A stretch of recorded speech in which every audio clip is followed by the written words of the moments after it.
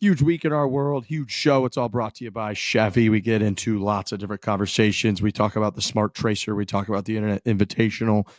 We talk a lot about the old Ryder Cup team, about Tommy Ladd, about all of it. And it's all brought to you by the great Chevy Equinox EV, which helps you show up in style.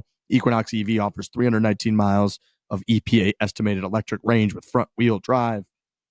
Great show today, gents. Great show. Great to be back. We have a huge week Internet Invitation, like you said. I actually was at a party, a family party, and one of my cousin's friends showed up in a Chevy Tahoe, brand new Chevrolet Tahoe. I'm talking like shining down the block. I was parking. I'm like, look at this thing. And he pulled right in front of the house. I'm like, oh, what's up? And he showed me the inside, brand new. So proud of his new Chevy. I couldn't believe it. I'm like, I love that brand. And I actually asked him if he saw the Equinox EV in the showroom. And he said yes, because we got to talking about Chevys. And I said, oh, they're sponsored with the show. We're always talking about the Equinox EVs. Like, dude, they're incredible. Like the whole lineup of Chevys right now, when you go into those showrooms, are off the charts. So shout out to Chevrolet. Shout out to this show. We get into a lot. It's about a 2-hour show talking all different types of things. And let's get right into it. Leave the driving to Equinox EV and show up to the course energized with available Super Cruise hands-free driver assistance technology. And of course, the Equinox EV's massive 17-inch diagonal center screen, the largest of any EV in its class. When it comes to EVs, Equinox EV is the smartest choice you can make. Look at this fucking golf cart, dude. Holy shit. Oh, yeah, that thing's fucking destroyed. Oh, my God. It's on its head, dude. Is this guy all right? Can we laugh at this? Foreplay presented by Barstool Sports. It is a huge week here for the brand, for the crew, for a lot of folks. I'm at Big Cedar Lodge in Missouri. Been a couple of years since I've been here. This place is awesome. I got here last night. Everybody will kind of be descending upon this place throughout the week. We're going to try to keep everything close to the chest, of course. So we kind of want to be able to hide results, whatever's going on with the Internet Invitational, but that will be occurring this week. So yeah, it's a big one. We got a lot to get into in the world of golf as well. Tommy Fleetwood and Justin Rose, and Ryder Cup updates and all kinds of stuff, but we haven't had everybody back for a week or so now. So nice to see you, gentlemen. Fantastic to see you guys. Can't wait to get to Big Cedar Lodge. This is a huge week. This is something that we've been working on for a long time. We didn't know that it would get to this point. Obviously, it all kind of exploded when we went on the Dave Portnoy on the Unnamed show, and Dave kind of came up with this idea to just make as big of a tournament for creators as you can possibly make. I mean, we're at like $1.5 million for the purse or something like that at this point. I mean, I don't know what the actual number ends up being, but it's over $1 million. That's insane that there's 48 people and that over $1 million is going to be given out to creators that play golf on YouTube. That is the word life changing, like, doesn't even do that justice. Like, that is, someone's just going to make a bunch of putts and like walk away with a ton of money. Yes.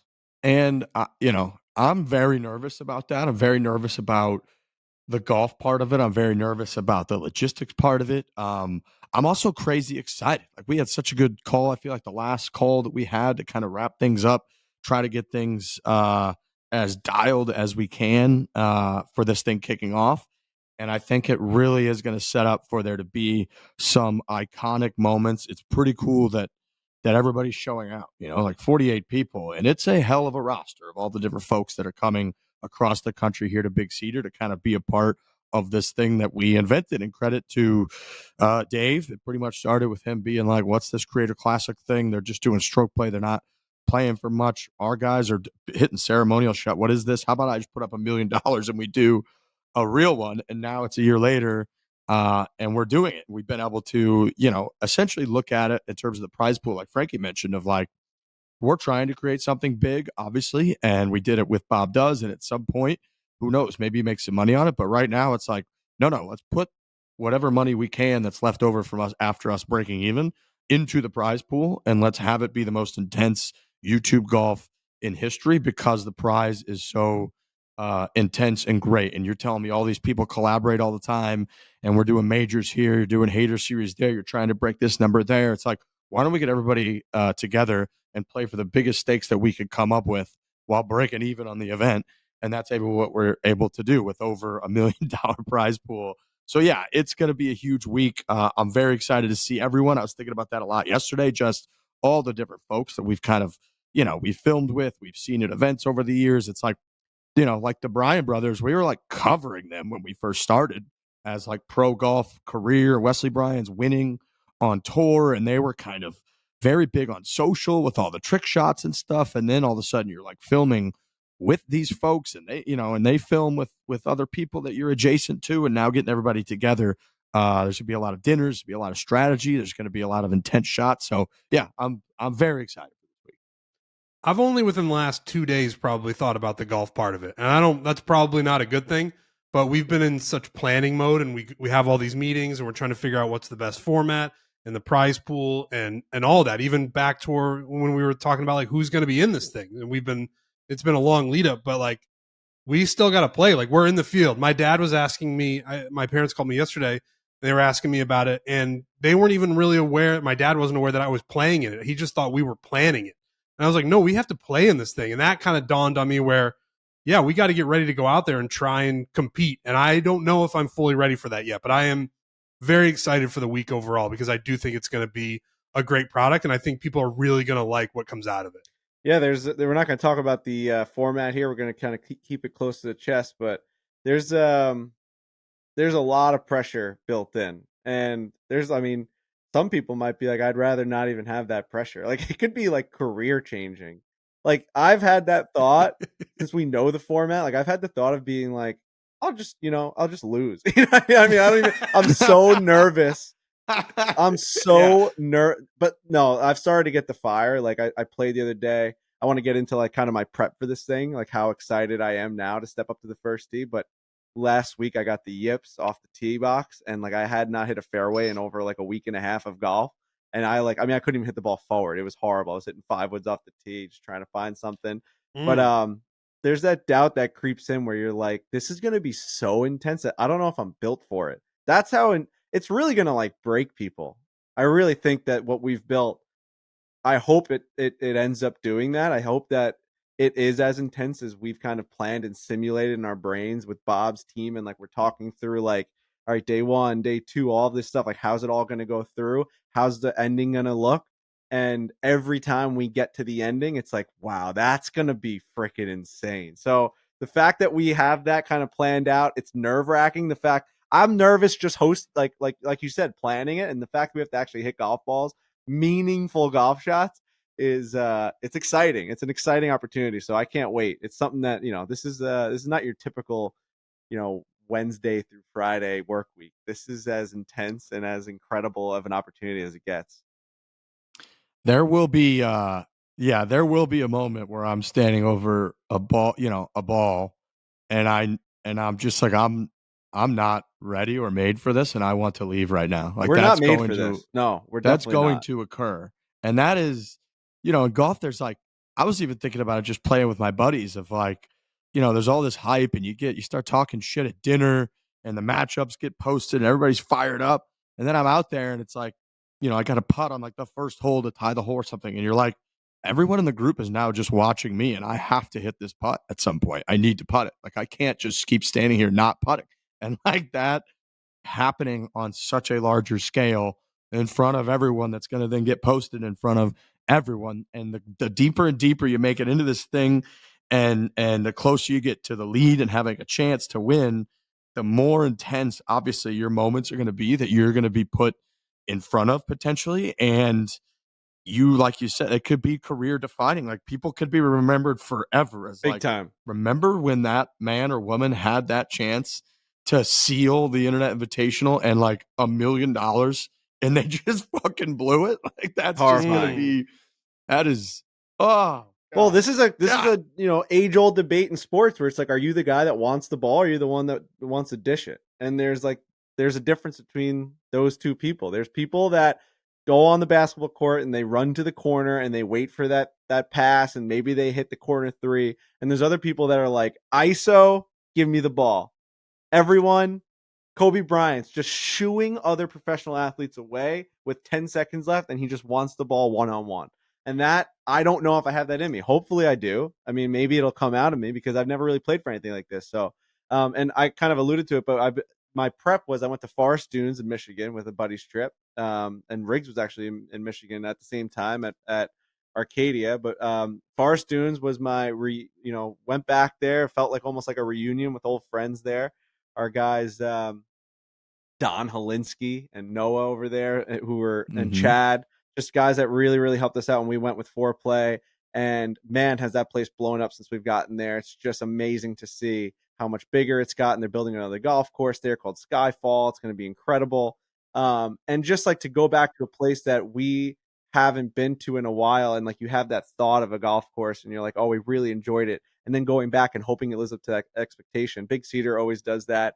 You have this expectation of it. It exceeds it. You go to Forest Dunes. You're telling all your boys why it's going to be great. You show up, and it's better than you remembered. The houses are incredible. The Loop is such a fun golf course. That there's like you guys remember, there's like no tee boxes. They just got these stakes in the ground. You're just hitting them from wherever you want, and you're just driving golf carts essentially like through the green. Like you there's no rules, and the way that the fucking ground just moves from right to left all the way around this horseshoe, and then the next day it goes all the way back, and you're on the 18th green of the Loop Red, and you're looking back, and you're like, I just played a full golf course that looked unbelievable, and I'm looking backwards now, and that's my first tee tomorrow, and it looks like that is the first tee how it was designed originally. Like, you can't believe that you didn't see it that way going this way.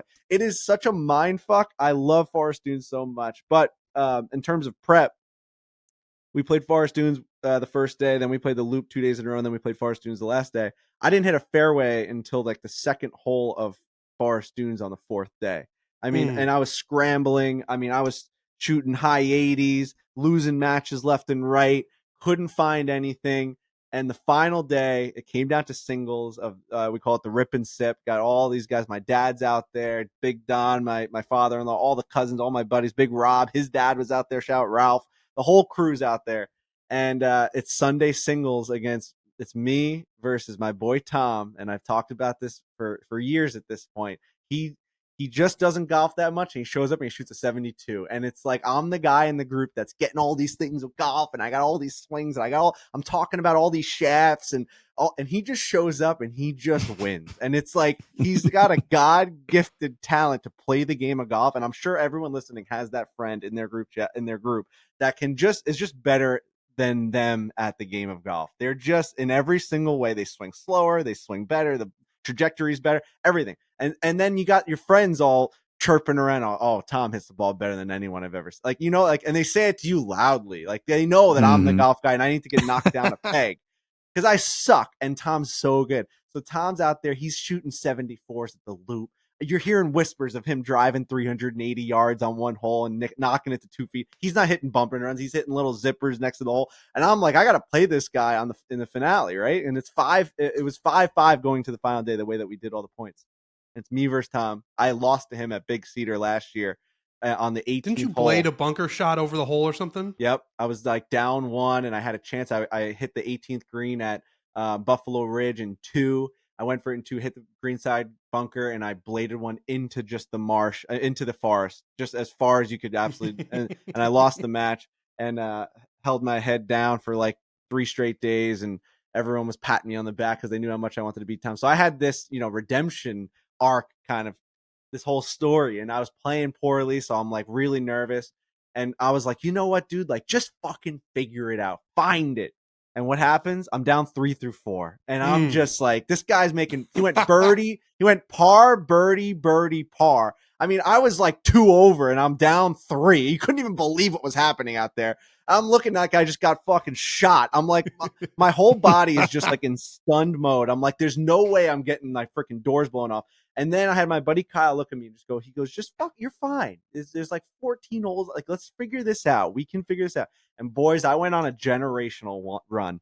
I started hitting 3-wood little cuts. I started hitting iron shots. My putter, at one point I had 5 putts through 7 holes. And I was just hitting putts from everywhere. Sorry, 7 putts through 5 holes. I had 7 putts through 5 holes, hitting putts from everywhere. 1 putt, just missing from a 30-footer. And I start charging back. I end up winning 3 and 4. And dominated them. Like, it wasn't even close.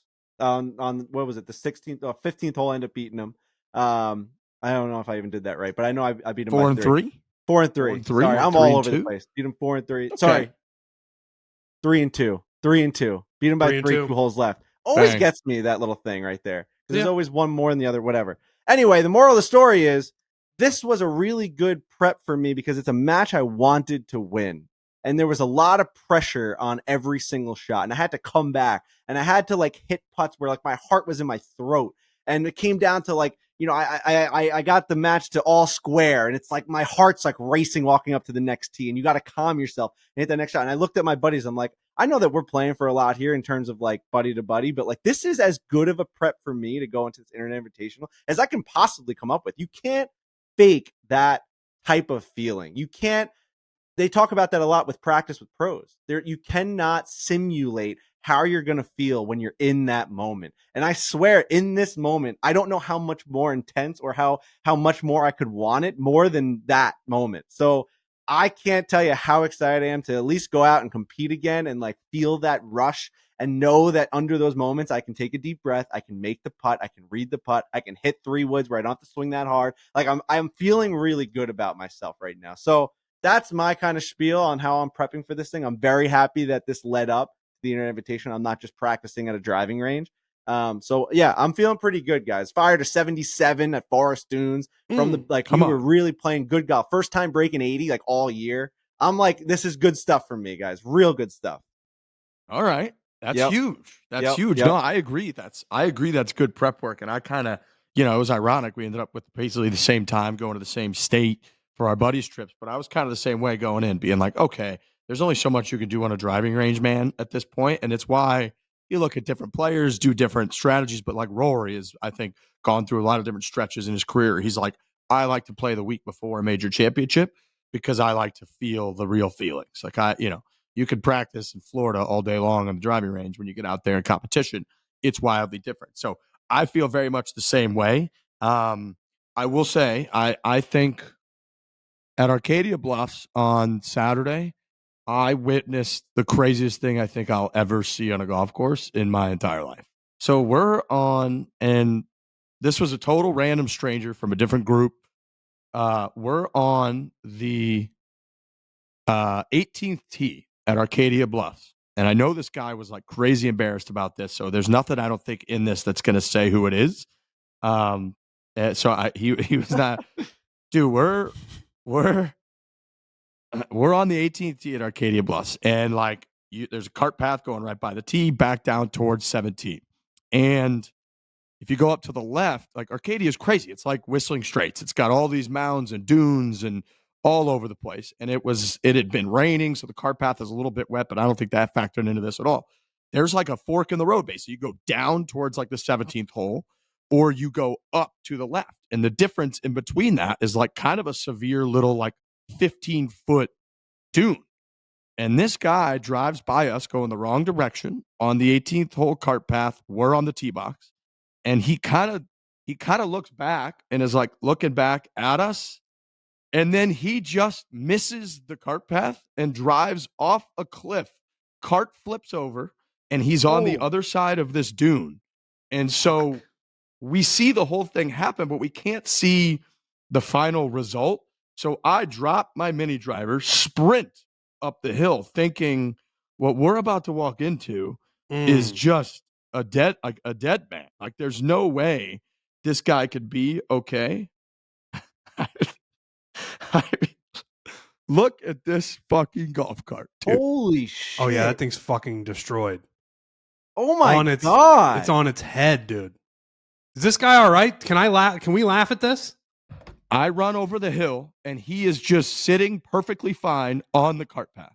Okay. And I got up there and I was like, are you fucking all right? And then I'm looking at him and I'm like, are you okay? And he's like, I'm fine. And I'm like, is someone else in there? Because there's two, it looked like there were 2 sets of clubs on there. I'm like, is someone else in there? He's like, no, I'm alone. And we're like, thank fucking God. And like, I felt so bad for my buddy Todd then is in a battle with our other friend Eric. And like, he was 1 up, I believe, going to the 18th hole. I had already teed off. He hadn't. So then our heart, like we thought we just walked into literally watching someone kill themselves on the golf course. Yeah. Our hearts are racing. We're talking to this guy.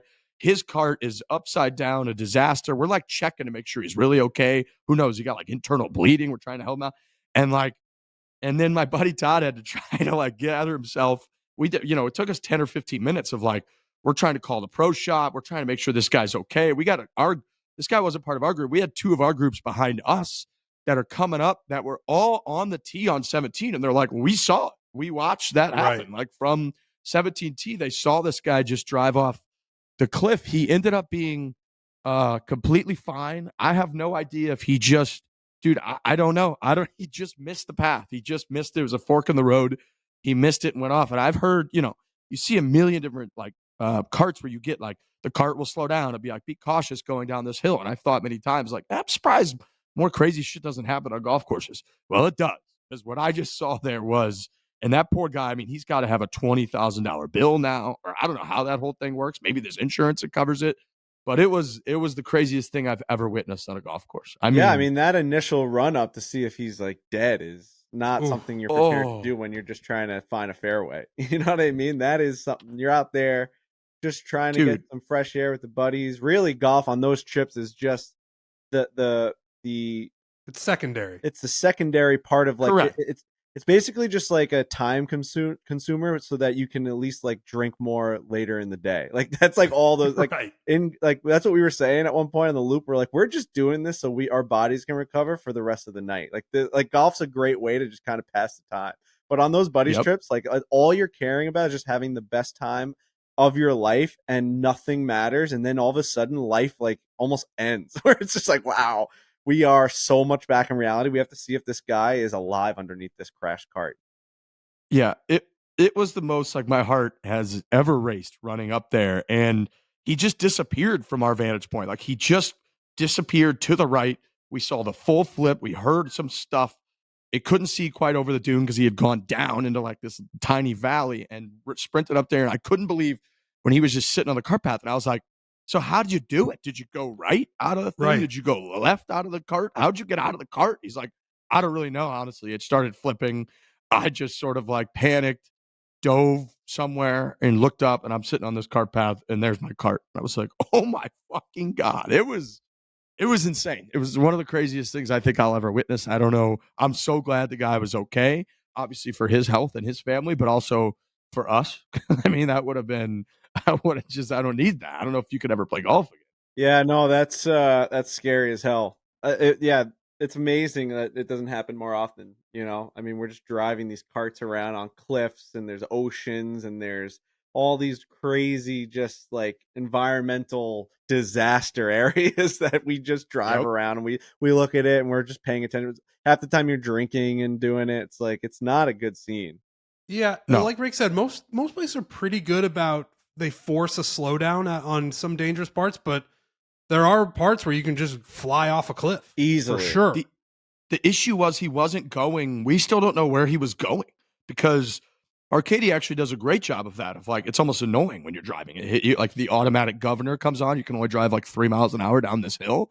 He was going the wrong way down 18. So we don't know if he had buddies out there that he was trying to go like watch them finish up. They're on the 13th hole or something. He had finished. It seemed like he was doing something like that, but just came barreling past us, looked back, did like kind of a double take, and then just drove off a cliff right in front of our faces while we're trying to lock up our matches on 18. It was great. It was our last hole. The last thing he saw before he died. That would have been right. There's Rick's Barstool. Boom! Oh, I'm dead. But he's alive, which is fine, so we can make jokes about it. That'd be a tough way to go, man. Tough way to go. That was our last hole. Wedding crashers. It's like, hey, look, honey, I'm paragliding. Yeah. When they're at the funeral. I'm dead. Yeah. Guys, he's at the funeral. Look at me, take a photo. I'm paragliding. Oh, I'm dead.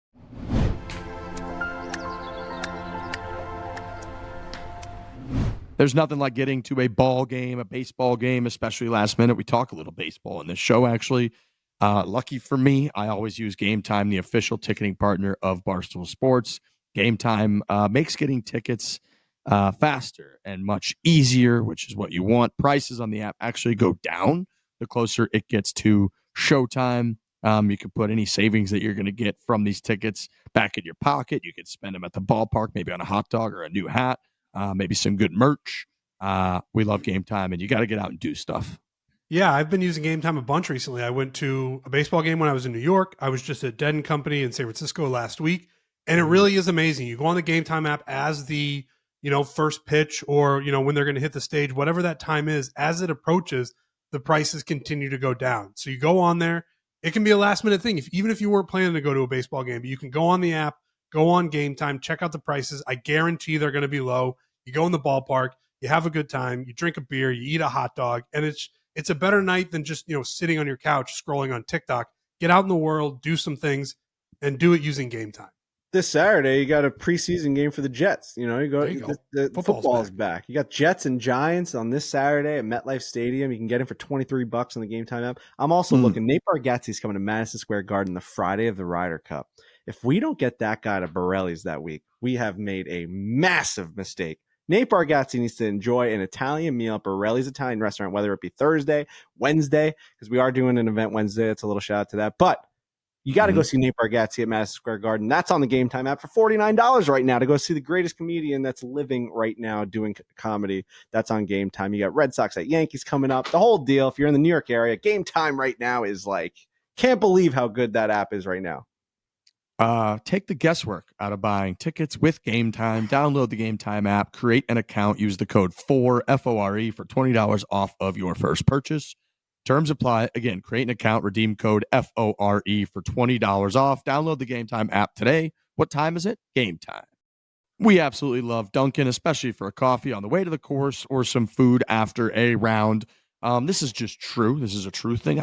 I've been drinking Dunkin' coffee, having Dunkin' breakfast sandwiches for, God, at this point, 20 years or something like that. I've been a big Dunkin' guy. Oh, dude, they got the $5 meal deal, 1 medium hot or iced coffee, and any 2 wake-up wrap sandwiches, just $5. That's fuel for the first tee or recovery after a trip on 16. We're going to need it this week. There's a lot going on. Dunkin's going to be a huge part of it. I'm hearing little whispers that we're going to be able to get Dunkin' Donuts very conveniently here, from coffees to wake-up wraps to all kinds of good stuff. We love Dunkin'. It powers us for golf.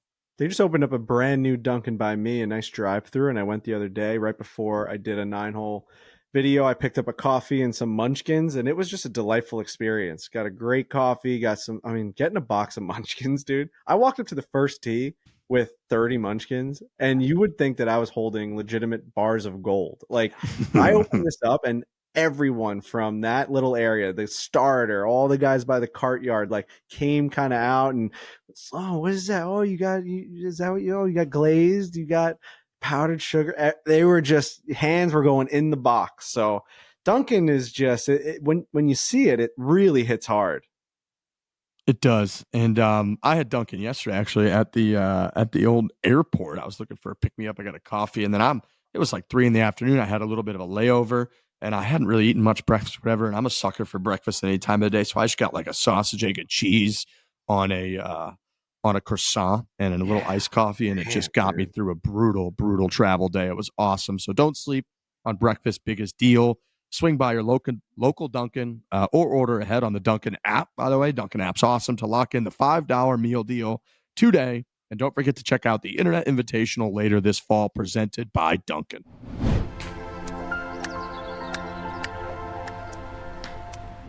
Last stuff just about Arcadia real quick. I had only played the main Bluffs course one time years ago, and got to see the South course. They got a new 12-hole course, obviously called the Dozen. And, I had heard a lot of like, hey, people kind of come for the Bluffs course. It's got the views, but like all the locals, all the people that work at the course, all those folks will tell you like the South course is the real deal. I got even a couple DMs about that, was interested. Dude, we played on Saturday. We played the South course, which is, it's a little Forest Dunes-esque. Frankie, it's like very linksy, very sand-based, or very firm. It hadn't got much rain, so you had to land the ball significantly short of the greens. We played it Saturday in like 20 to 30 mile an hour winds, probably 30 mile an hour gusting winds.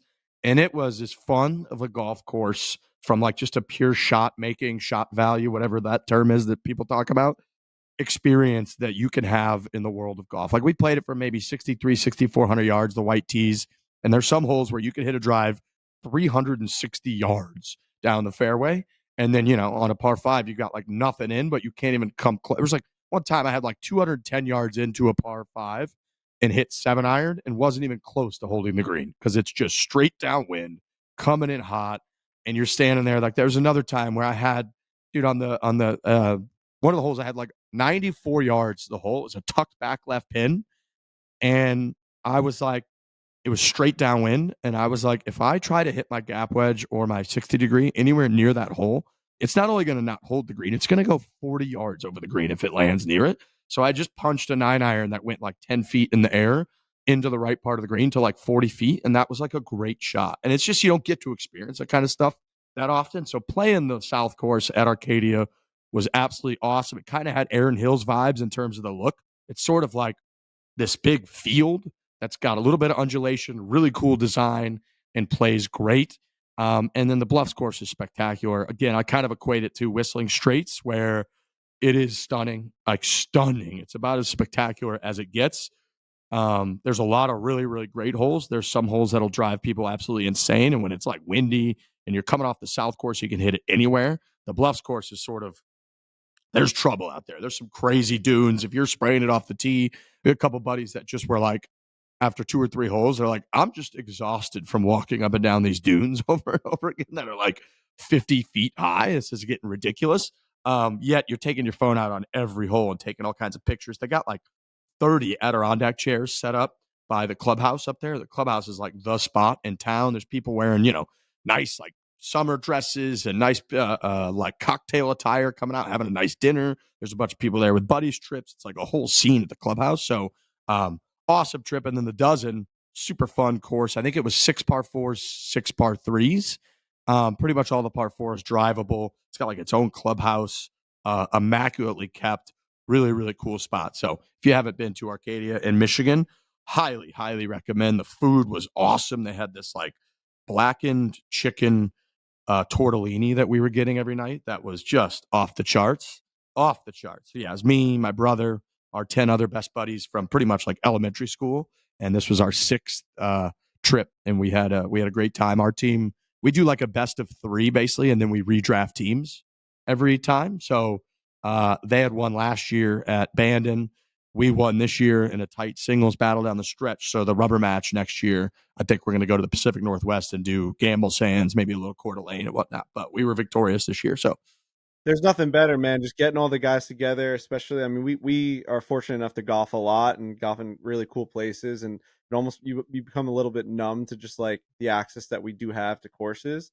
And then when you bring 16 guys that like they love the game if as much if not more than you do, and they get to see these resorts in the way that we get to see them, where like they're opening up the bootlegger for us and we're playing and we're playing at night, and like there's just so many things that we were doing at Fore. And Northern Michigan is just so slept on in terms of golf and just how good all the lodging is and all of that. Like all those golf courses, Arcadia, Forest Dunes, incredible. I mean, and the thing I loved about Forest Dunes was that the Big E, who's 80 years old, and Don, who's my father-in-law, who's 70 now, they shot, I think, 1 over as a 2-man scramble on the loop. Awesome. incredible. The Big E was hitting, then Don hits his drive like 260 down the middle on a course like that, and the Big E did not miss a fairway. So as a scramble, they were just always in the fairway. The Big E, 80 years old, hitting 3 woods like from 225 out onto the green because it's not going more than 15 feet off the ground, and just running forever. And they're hitting these little 7-iron punch shots to the back of greens when they're tuck pins. Just so much fun. Every person that walked off the loop was like, that's the most fun I've had on a golf course. No, you got guys that are 25 handicap shooting 98 out there, 97, just having the time of their lives. And it's like, that's why golf trips like that are great, and finding little places like that where it's like, it's easy on the legs. It's easy on the mind. It's easy just on like your golf ego, everything about it. It makes you want to play more. So shout out to that design, shout out to that place. And yeah, no, just really, really fun. I like, there's nothing better than like the fact that when we're on our way to the airport, we're already like saying, where are we going next? It's that dopamine rush where you're like, all right, we need that rush back. How are we're on a come down now. We want to be able to go back up and find another location to go for next year. So we actually went, into Detroit, and like I looked up the best pizza place, and obviously went on the One Bite app. But we were passing by the original Buddy's pizzeria in Detroit because we actually flew out of Detroit. We got like a nice big charter bus and went all the way down to Detroit from Forest Dunes. And we stopped at this place, Buddy's. And the fact that we brought this 32 passenger charter bus into this parking lot at Buddy's, the people, the locals that were looking at us pull in, you had to see the looks on their faces when they saw 16 golfers come off this bus in the middle of Detroit, dude. It was unbelievable. We walked into this place since 1946. They invented the Detroit style pizza. Wow. The coolest place ever. I'm actually a That's little awesome. like embarrassed that we didn't take Dave there. I think Dave went to like another Buddy's. I'm pretty sure. I don't think he went to that location because I looked on the app and it wasn't on there. This place is so cool, dude. Like they wouldn't let us in the back to look at the oven. My dad wanted to check out the oven. They're like, we can't let you. It's like it's the same oven from 1946. It's the originator of the Detroit pizza. All these different rooms, a bocce court right outside. It's like this old school place. I'm like, what's the history of Buddy's? Oh, it was 3 guys. I think they were just buddies and they just opened up a pizza place. I'm like, I love that. So I good. love it. All right, moving on. I did just kind of mention Gable Sands and Coeur d'Alene. I got to shout out Coeur d'Alene. It's got the floating green and the whole thing. We've actually done some reads kind of promoting them before earlier this year, and then we had the Barstool Classic there last Tuesday.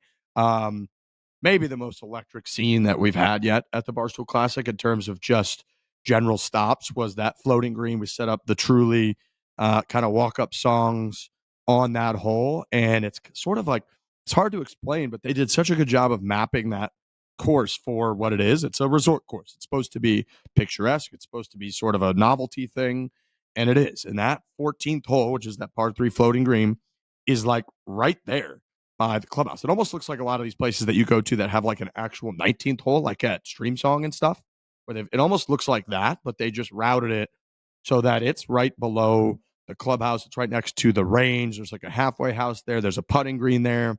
All this action right there. And so all the people, all the folks that were working the resort, a bunch of Truly or Boston Beer folks that were there kind of hanging, Wow. all these folks like kind of came out there. And so it was just a scene on the tee for the entire day. And it was so much fun. People were really into it. It was a very nerve-wracking shot. It was playing like 180 or something throughout the day. Look at that place. I know, which was Insane. ridiculous, but it was so gorgeous. They were awesome. Their crew, dude. They took care of all of our staff. I know a bunch of the guys on the staff got to get out and play golf. I played with a bunch of them on Sunday before. I know a bunch of our crew, like Donnie and all them, they got out, I believe, on Monday, and Tuesday hosted us at the event. So I'd be remiss if I didn't just say how cool that place is. Coeur d'Alene, by the way, like based on our schedule next year, you know, living in Arizona, I think it's 118 degrees today, is like you're always kind of looking for spots in the summer. I might try to do like an Airbnb in Coeur d'Alene for like a month next summer. Like that Dude, you place posted the picture from is your heaven. hotel and it looked like Sorrento in Italy. I mean, Dude, you were on a like a patio overlooking these like hills going into a beautiful body of water, and like the way that all the chairs and the tables are set up on the like below you, legitimately, if you I actually showed it to Hannah. I'm like, where do you think Riggs is right now? She said Italy.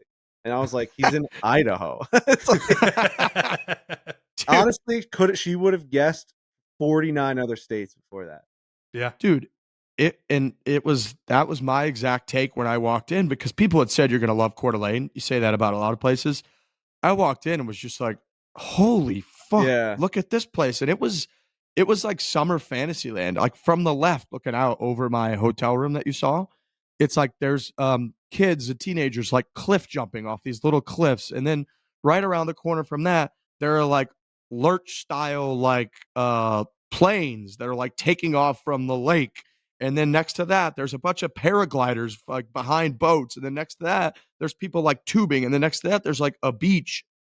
And then, and you're just out there like, holy shit, it was stunning. It was like these big hills that kind of roll and fall into the lake with like the tall pine trees all over the place. And then the dock, like they had this big boardwalk that was basically kind of like bordered and held in the marina, that you could like walk along the boardwalk. And then the boardwalk had like 2 different bars and like a restaurant that were like right on the lake. And you're just like, where am I? And then you took a legitimate boat, like a sick, like cedar, like Martha's Vineyard, Nantucket looking like boat from the dock at the resort to the course. And when you get off at the course, kind of talked about this last week, but like there's a caddy in like the white caddy jumpsuit welcoming you. And he's like, welcome to Coeur d'Alene Golf Resort. How can we help you here?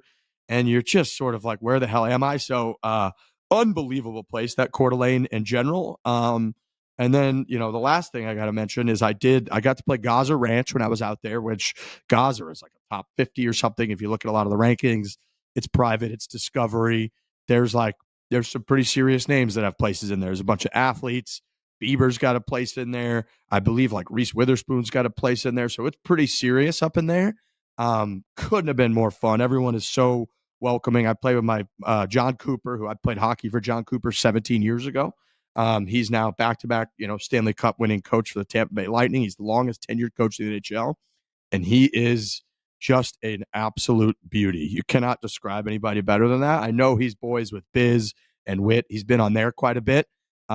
Frankie, he mentioned he wants to come on and he wants to talk to you about a couple things when it comes to the New York Islanders. And then, he really wants to come on around hockey season, and he really wants to get kind of in the mix with us a little bit as we gear up for hockey season, as we gear up for a little Olympic hockey that'll be coming up next winter. There was a lot of chatter about that, but I just got to mention that guy, he is just the best. And I know people like, Alex Kaloran, who I played hockey with at college, played for him, won Stanley Cups for him, and we would laugh about Coop all the time. He really is just the definition of a player's coach. He was the head coach of the Canadian Four Nations team that just won the gold medal game with McDavid and the whole deal. And you get why he wins. He's just the man. Everybody up there knows him. He treats the staff unbelievably well. Dude, he at the end of the night, he's like the kind of guy that holds court. He knows everybody. He's chopping it up with everybody. Everybody's coming up to him, calling him coach, calling him champ, and he's dapping everybody up all over the place. And again, these are big names, everybody that's coming up. It's like, it's not nobody's up there. And at the end of the night, he looks at me and he's like, what time is it? I'm like, it's 10:51. He's like, fuck me. We got to get you to the 11 o'clock boat. I was like, how far away is that? He's like, it's about 9 minutes. I was like, oh shit. So he takes me down to the boat, and there's this boat that goes from Gozzer back to the main resort. It's like a 7-minute drive. And he calls the captain on the way down. The captain's like, I know, Coop, I'm not going to leave you. He's like, thanks so much. And then, of course, when we get down there, instead of him just dropping me off, Coop rolls onto the boat with me, sits there and has a beer for 15 minutes with me and the captain. It's just chopping it up with the boat captain. Eventually he's like, gosh, shit, I gotta go. So that guy's just a man playing a golf course like that. We played with a couple other St. Louis boys who were really, really good dudes who I've known for several years through kind of different circles indirectly. So just had an insane day at Gozzer Ranch. And I wanted to kind of tease that we're going to have Coop on here a couple times as we get closer to hockey season, because he's the man. I mean, that's going to be a lot for me to handle. But what do you think he wants to talk to you about, Frankie? I would assume that he has immense respect for the New York Islanders, because you guys have a couple of his guys now. We got Drew in. We got. And is it one of his former assistants is like what? One of them. Well, they just hired the equipment manager from Tampa, who's supposedly like this high ball of energy kind of guy. Like, you've never seen a guy like this. Like, they actually made an Instagram announcement that we hired a new equipment manager, like a new equipment guy, because this guy is supposedly like a culture changing kind of guy, which I'd never been in a hockey locker room. I have that dream about always being in the Islanders locker room, but apparently a guy like this kind of gets people going. You got Anthony That's Duclair what he said. too. He mentioned Duclair played for him that. also, and we got some assistants on the team, some other coaches on the team from there. Because Matthew Darsh, our GM, was the assistant GM in Tampa, so he was there for that whole building that team and also dealing with the LTIR issues. Which, I mean, we don't have to get into that with Coop when he comes on here, but the fact that they're always bringing back their best players that aren't playing during the year, they bring them back during the playoffs, and then all of a sudden they're $25 million over the salary cap, and they're playing the little old New York Islanders who are barely scrapping together a couple pennies. Meanwhile, we're playing by the rules, and all of a sudden you got all these guys coming in. You got Stamkos coming back. All these guys, it's out of control. Kucherov just all of a sudden I had a broken leg. I had a broken leg. I'm going to come back for the Islanders series. Great, let's go. The Tampa Bay Lightning are the sole reason the New York Islanders didn't win back-to-back Stanley Cups. You cannot tell me otherwise. That Eastern Conference Finals that went to Game 7, and the New York Islanders lost 1-0 on a shorthanded goal. Their first shorthanded goal of the season happening in Game 7. Are you kidding me? They lose 1-0. No, man. They went out to beat the Montreal Canadiens that year. That's like, because it was that weird COVID year where they were playing the Eastern Conference. It is what it is, man. I mean, listen, he's a legend. He also started at Hofstra, right down the block from Borelli's. He was a lacrosse coach at fucking Hofstra. He probably went to Borelli's, and then he shut Borelli's down when they beat us in the fucking Eastern Conference Finals. So me and Coop have kind of like a weird little thing going on. But I would hope he has immense respect for how much those little scrappy Islanders fought against the Lightning every year. No, he does. These are all the things I think he probably wants to get into, and he very much was like, we were talking about you quite a bit, and he was getting into it, and then at the end, he was like, those are the kind of people that make it what it's all about. He was like, we need as many of those people as we can get, and I was like, yeah, I agree. So I love it. I think he's excited to come on and chat, but yeah, he's just the man. We had a great time, and that was one of the cooler golf experiences that I've had. It was great. All right. Let's move on. We got some pro golf to talk about, gentlemen. Yesterday, Sunday, was quite the day. We could start with our fella Tommy Ladd. Man. I don't know of a guy really that is like more universally rooted for that hasn't really done it more so than Tommy. Like everybody roots for Tiger. He's got all the fans, but like Tiger also kind of gets it done. And when you look at the folks who like wouldn't get it done, like if you looked at Lee Westwood at major championships or whatever, they were always like, people kind of were like laughing at it a little bit. It wasn't like he had universal support, probably some support in the UK, whatever. Tommy, it feels like everyone's rooting for Tommy. Even some of the guys he's playing against that are beating him, it feels like, are afterwards when they talk, are like, yeah, it felt great, but pretty devastated for Tommy. I think Justin Rose himself said before the final round, like, if I'm not going to be the one to get it done, impossible for me not to be pulling for my really good friend Tommy Fleetwood out there. And then Tommy just, even when it looks like it was finally going to be his time, he makes a bomb for birdie early on the back nine. He gets himself to 16 under. He's got an iron into that par 5, 16th hole, I think it is. And even then from there, next thing you know, everyone else starts making putts. He starts missing putts. He finishes with a bogey on 17, not a birdie on 16. And just doesn't quite get it done and finishes one out of the playoff when he had a couple shot lead. Just heartbreaking. You can't really describe how heartbreaking that must be for him. And Kiz was kind of alluding to it of like, this will just continue to weigh on him more and more. We saw it with Rory in the Masters, or in all the Masters, but all the majors for like 11 years. Tommy's now got 29 top 5 finishes on the PGA Tour. He's got 43 top 10 finishes, 162 starts, 0 wins, and he handled himself with pure class yesterday afterwards. You tell he was like almost a little bit emotional at first, but then just talking his way through it. He was just like, yeah, I don't know. To be honest with you, I don't know. Like, I clearly am struggling to get this done. But again, was very complimentary of everything, of everybody. Said he'll, eventually he's still happy that he's playing well. Not that he's like missing by a lot. He's barely missing out. But yeah, absolutely heartbreaking for Tommy Ladd. He handles it so gracefully afterwards that he ends up gaining even more fans. I feel like somebody else in this situation who just sort of maybe even skips out on the media and is just like, I can't take questions right now. I don't really know what to say. The way that he handles it, people start liking him even more. And if you handle it a different way, people can go negative on you and just be like, this guy's a choker. He sucks. He's this, he's that. Tommy is just so lovable and so nice. And we've gotten to spend time with him a bunch through TaylorMade and other ways that he really is the nicest guy, and everybody's rooting for him. Like you alluded to, Keegan Bradley on this show, when he beat him at the Travelers, he felt really, really bad about it. He was just like, and that's the Ryder Cup captain going up against the European guy. And he's just like, yeah, I wanted, if it's not going to be me, I just feel bad for the way Tommy finished up, and I just took advantage of the opportunity and blah, blah, blah. Even the playoff yesterday between JJ Spawn and Justin Rose, I was watching it, but I was a little numb to it. You watch Tommy kind of give it up there at the end, and you think he's going to win it. Up until, the 15th, 16th hole, you're like, this guy's going to finally get it, and we're going to get to celebrate this guy who we really love and that the sport really loves.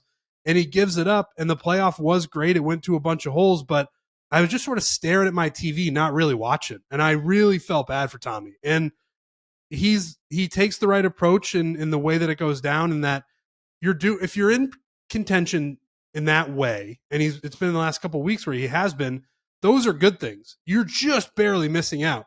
It's a putt here, it's a chip there, it's a missed fairway there.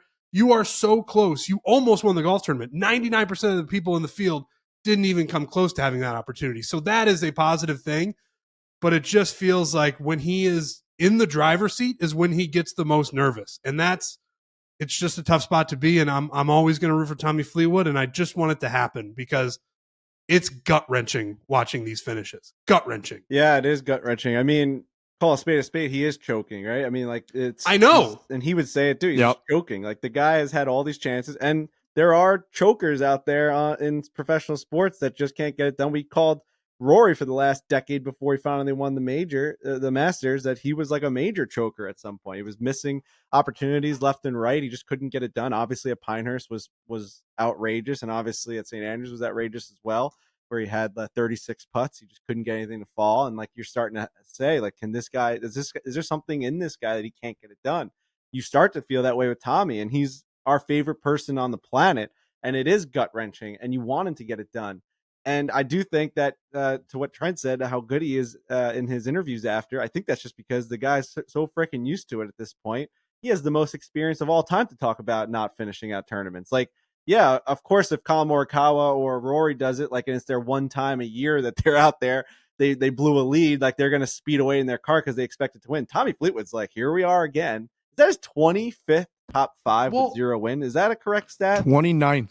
29th top 5. I want somebody to, and it might be Justin Ray, to compile his average strokes that he lost by over those 29 top 5s. It might be like 1.5 strokes behind the winner. Like, we're talking a putt. We're talking one chip, like you said, over 4 days. Like, I actually said this to my dad. I'm like, when you've finished 29 times in the top 5 and you have 0 wins, right? You're almost a 29-time champion. You're almost a 29-time winner. Yes. You go from 0 wins to one of the greatest of all time. That's how close he is. Tommy Fleetwood, in his grasp, was one of the greatest golfers of all time. One of the greatest PGA Tour players of our lifetime. 29 wins. Like, even if he finishes like at a 50% clip, you're talking to me about 14.5 wins? Come on. Even if you clear 5 of those as wins, that's just a game changer. And I do want to say, Tommy, I think he's got like 7 or 8 wins on the European Tour. Yeah. So he's a guy who can win. It just seems that on the PGA Tour, it is completely and utterly elusive to him. It's driving me crazy. I think I would say, if I had to guess, that his average strokes behind the winner over 29 events is like 1.4. I think it's that close, dude. I think he's 1. I think he's 2. When you're top 5, you're right there. Right there. Dude, I'm looking from yesterday. I mean, there are 2 people at 16 under, 2 people at 15 under. So it's like, that's a T3 finish. He's 1 shot back. It's like, instead crazy. Of bogeying 17, he just birdies 17. He just wins. He just wins the tournament there. Wins the tournament. Which is like not happens was all it the time. 17 where he hit the putt where he was out of it at like as soon as he hit the putt? Yeah. Was that 16 or 17? That when that happened, I was just like, because you don't, even when someone loses a tournament like this and has done it a couple of times, you don't ever really see, you just see them make a bogey and you're like, fuck, you should have parred that or even birdied that and you're in a better spot.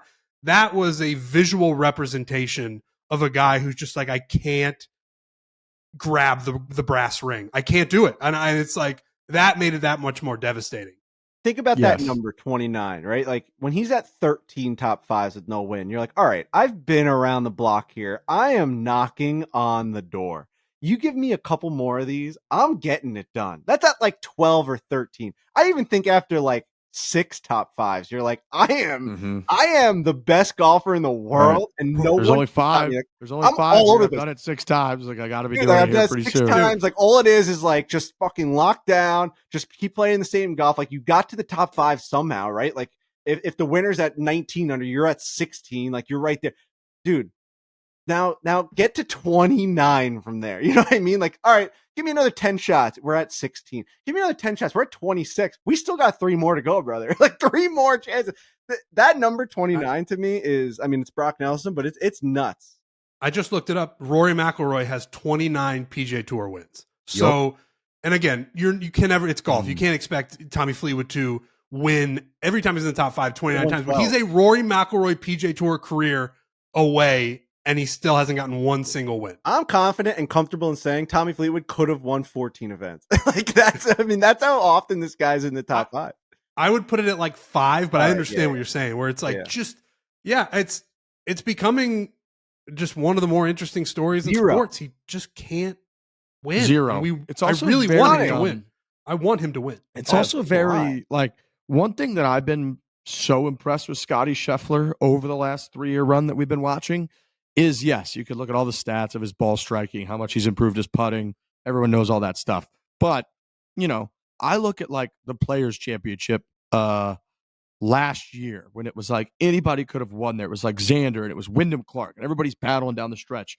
And like Scotty gets it done by 1 stroke. And it's like insane how much, how good of a front runner Scotty Scheffler is, because every week on tour, you get to about the back 9 and there's like 5 guys or so most weeks that are like there that could win it. And it's like, okay, who now can handle this puke moment for 2.5 hours where you feel like we just described we're going to feel in the Internet Invitational, like we felt on camera a million times, where your limbs don't work, up is down, down is up, you're just a mess. And like, who can handle that and get it done? That's the difference between Tommy's at 15 under. He probably should have been at 17 under. That's T3 instead of first place. And Scotty, dude, has been so money at performing under pressure and under the gun and getting these things done, to the point where it's like when he wins these majors, there are stretches in the middle part of the final round, it feels like, where things get pretty close. And then he wins by like 5. And you're like, that's a guy that just gets it done.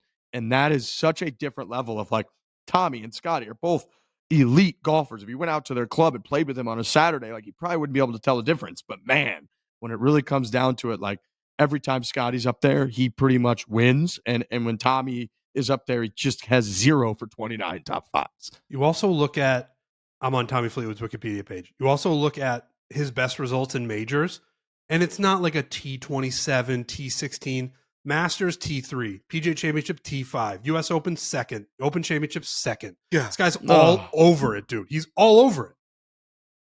Oh, all man. over it. It hurts, man. It's hard to really wrap your head around. It really is. And he's the greatest guy ever. We keep saying it. He's just nobody deserves it more out there than him. And it's not to say that he doesn't have a great life. I mean, the guy's still making a ton of money.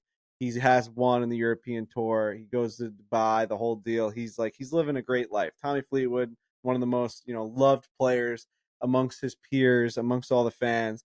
But he wants to get this done really bad. It's getting to the point now where it's comical. Like he even starts laughing to himself. Like it's maniacal laughing. And he's like, I don't know what else to tell you guys. I'm doing this on TV. You guys are all watching it. Like, I mean, we're all watching it. We're all seeing what's going on.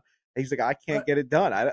I'm just as befuddled as you guys are. I'm playing the same game I was the first 16 holes. I don't know why I'm bogeying 17. I don't know why I'm hitting these bad putts. I don't know why these other guys around me start to make everything as I'm about to go win a tournament. Like it's just, the world is kind of against Tommy right now to win a tournament, and I cannot wait for him to finally get it. I cannot wait. I think I said this after the Travelers, but if he had missed the cut or just finished like 30th, nobody talked about Tommy Fleetwood. It's just when you get really, really, really close and don't get it done.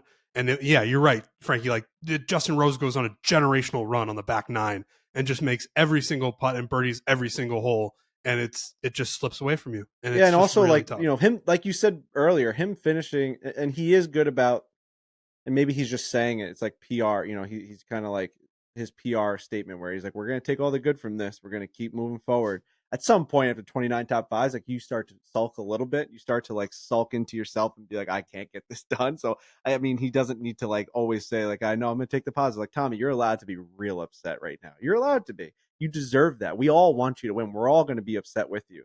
But there is positives to it. If it wasn't 29 top 5s that win, it'd be like, this guy just like Ben Griffin. He starts showing up in the top of the leaderboard, and at some point, he's just going to win. He's going to keep winning.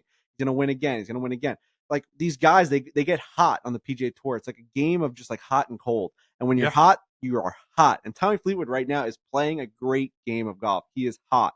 He is right there. He's a shot away multiple times. So there is a lot to take from that. You can go back to your coaches. You can go back to your mental coach, the whole entire deal. You can go to Adrian and TaylorMade and be like, we're right there, guys. Mhm. We are knocking on the door. And somehow, some way, golfers are able to do stuff that like I can't wrap my head around. I can't. When the Islanders lose, I'm like, we got to do it all again next year. The Rangers have to suck, and like a lot of things have to happen. You got to stay healthy. Like in golf, I think that too. It's like we were one shot away, and now we got to do it again. We got to beat all these guys. You just said 99% of the people that played and teed it up in a freaking playoff event. That's like the best of the best on the PGA Tour. He beat them all except for 2 guys. Like, come on, man. That you got to do that again? That's daunting. Everything has to go right. You know, you think about that, like, oh, I just got unconscious on Friday afternoon and made like 7 birdies on the back nine, you know, whatever it was that got you into position. And you're like, that's just probably how often is that going to happen? Now, luckily, Tommy Fleetwood, it happens quite a bit that he gets up there in contention.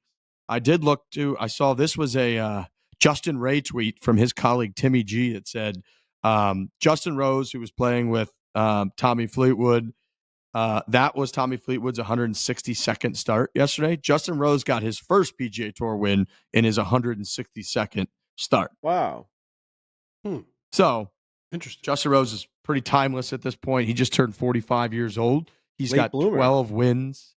He's got a major championship with the U.S. Open at Marion. He's got an Olympic gold medal. And Justin Rose is also 14-8-3 over 6 Ryder Cup appearances, which is phenomenal. He's had some huge moments. I believe the Miracle at Medina, he made like a bomb on the 17th hole. Maybe I think he was playing against like Jim Furyk. Ended up flipping that Ryder Cup. I remember in was it Rome, where he was just fist pumping his way to huge putts on the 18th hole to win matches against the Americans left and right. So he's going to be a problem going into the Ryder Cup, but just all class, you know, like they always call him kind of the consummate professional. You know, he almost beat Rory at the Masters, and here's 45-year-old Justin Rose getting a win. You know, Trent, you're right. The story was Tommy, and once the story was over, it was sort of like just call it a draw at this point for all I really, you know, care all that much. But incredible golf by him and JJ Spawn actually in the playoff. That hole is brutal. There's like nowhere to hit it. And they both just were making great shots, great birdie looks, and making quite a few birdies. So well done by Justin Rose. I mean, that shot he hit up against the water is something that you just don't practice. And those always impress me the most. You take practice swings on driving ranges on flat land, and all of a sudden, when the tournament comes down to the moment that you have to hit the biggest shot, you've got this like feet together above your head, above your feet. Like you don't want to fall into the pond. It's ridiculous. Like that's something that you're not prepping for. That's just like being an athlete and just using your hands and just being creative. And like the fact that guys are able to do that in those moments always impresses me the most. I will say, I think the biggest takeaway for me is Ted Scott. I mean, every time that guy has to step away from Scottie Scheffler, he just doesn't get it done. Ted Scott had to step away on Sunday for a family issue. Scottie Scheffler ends up tied for the lead after the first couple of holes. You're like, oh, I mean, all the group chats are going. I mean, at one point, it's like, is it anybody else but Scottie at this point? I mean, going into Sunday, you're like, Scottie's going to hunt down Tommy, and he's going to breeze right by him because he's Scottie Scheffler, and that's what he does. And then all of a sudden, you see Scottie Scheffler after an hour after on the golf, or maybe even like 25 minutes after they're on the golf course, Tommy bogeys, he birdies. You see Scheffler number 1. You're like, oh my God, he's never going to look back. He doesn't have Ted Scott with him out there. He doesn't get it done. I mean, PGA Championship, he didn't get it done there after he got arrested. And wait, no, it wasn't the PGA Championship. When was Ted Scott? No, it was, I believe. Yeah, because then Ted Scott had to leave, right? I think so. If my memory right. serves. Yeah, he did. I think that is right. That Ted. I remember us saying it wasn't him getting arrested that was the problem. It was that he didn't have Ted Scott for the weekend. I think that's what it was. Yeah. Listen, it's a great. If you're Ted Scott's representation, Ted Scott. It was a family emergency. He had to give away. Whenever you're leaving something like that on a Sunday, it's probably pretty serious. So For sure. thoughts and prayers to Ted Scott and whatever's going on. I mean, I don't know if it's thoughts and prayers. Maybe it's something exciting. I don't know the answer. We haven't had any information on that. But yeah, I just wanted to say that because we didn't know. Yeah, it's if you like, Smart. if you cover Cover our all my bases there. Well, yeah, we're all right. I think we're okay. Inside the park home run, just running around. Whatever happens, we covering them all, sliding yeah, into home. Good idea. But yeah, if you represent Ted Scott, it's a hell of an argument where you're just like, I think I'm the 0.5% that gets Scotty over the hump when he is in contention. That's what I would say. And it's, I don't know if we'll ever know if it's true. It's a hard thing to know, but it's a good argument for Ted Scott. I mean, dude, sure. I think the percentages are pretty high that like when Scotty is tied for the lead, he pretty much wins the tournament. And yes, the fact that he didn't get it done with his caddy, and this is like the second time that this has happened, where it's like, all right, I think they might have something going. I think Ted Scott does something to this man out there that just levels him out and just makes him not freak out and just like make a ton of birdies coming in. And you could see that, right? Like it's a familiarity thing where you got a guy who you've been through everything with in terms of high level golf tournaments and competition, and you just have a routine of like, all right, I'm gonna look over there and that guy's gonna say what I need to hear or what I don't need to hear. He's gonna be quiet when he needs to be quiet. And Ted Scott has had just an insane run with Scotty. So there's got to be a level of familiarity there that he didn't have. Scotty Scheffler's performance when tied for the lead heading into the final round of a PGA Tour has seen a significant improvement recently. Over 54-hole lead or co-lead conversion, he's 10 for 16 after 54-hole lead. 54-hole lead conversion since 2024. Perfect. 8 for 8. Wow. Perfect. So major championship 54-hole lead, 3 for 3. Current consecutive conversion 6 straight. Wow. Yeah, true. I don't think he had a 54-hole lead, but he was up there. He did not. He was one back. Ted Scott, pretty important. We talk a lot on the show about, how important is a caddy, and it's something that you just can't know. It's not something that's like tangible. It's a full intangible thing. I think that comfort level is spot on. I think you need to be as comfortable as humanly possible out there in those situations, like we've sort of talked about. So I could see that comfort level being a huge factor. However, I will also note that was Scotty Scheffler's 12th straight top 8 finish. He's got 0 finishes outside the top 25 this year. He's only got 3 finishes outside the top 10. So Scotty's run is ridiculous this year. He pretty much is going to finish inside the top 8 no matter what. And usually it's much higher than that. So he continues his phenomenal play even if he couldn't get it done.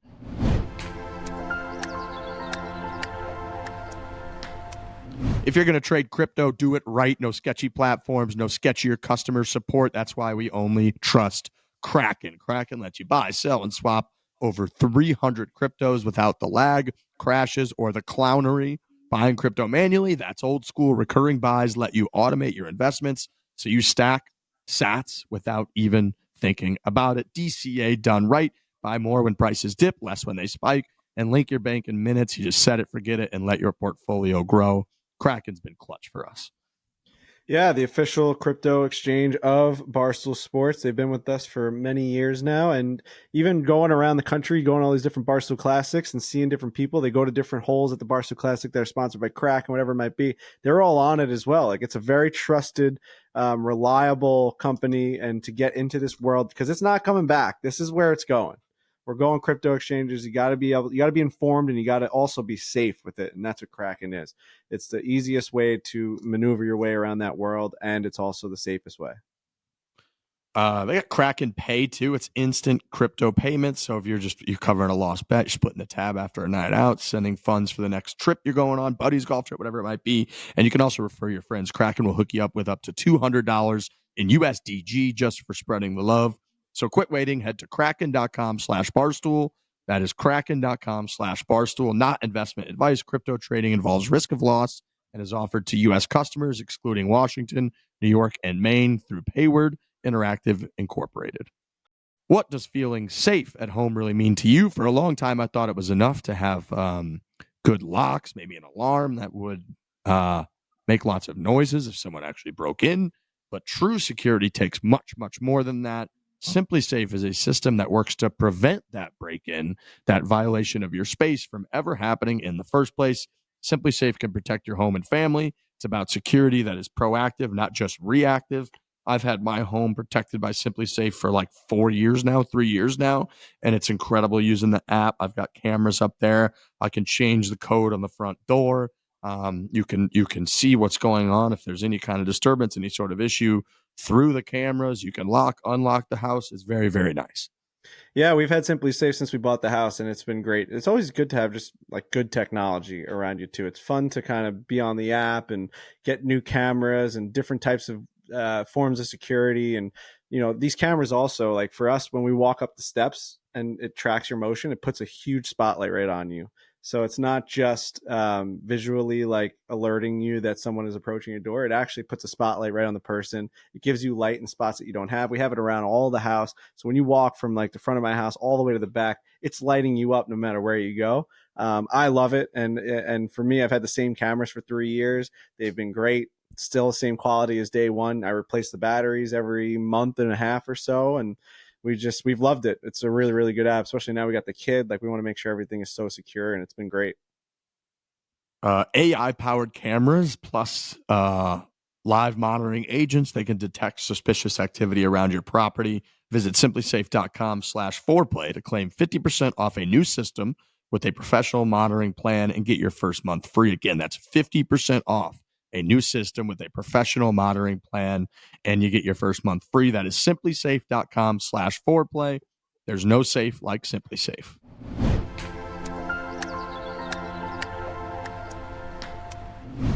I want to mention do you guys see this smart tracer that they were using now? Smart tracer. So the smart tracer was like, they do sort of that view where they show the guy teeing off in a small box, and then the large screen is the golf hole from like a drone vantage point. And then as they hit, they show the tracer going off.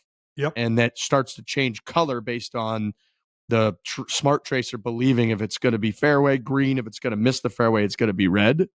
Okay. I noticed. All right. So I was watching yesterday and I saw it turn red. Oh, there it is right there. Mm-hmm. And I was wondering, because I'll be honest, when I watch some of these broadcasts, I'll watch them on mute and I'll just like listen to music or listen to a podcast. I'm not always fully locked in on the commentary. So I'm sure they described it. But I was wondering, I was like, why is it turning red? And now I have an answer.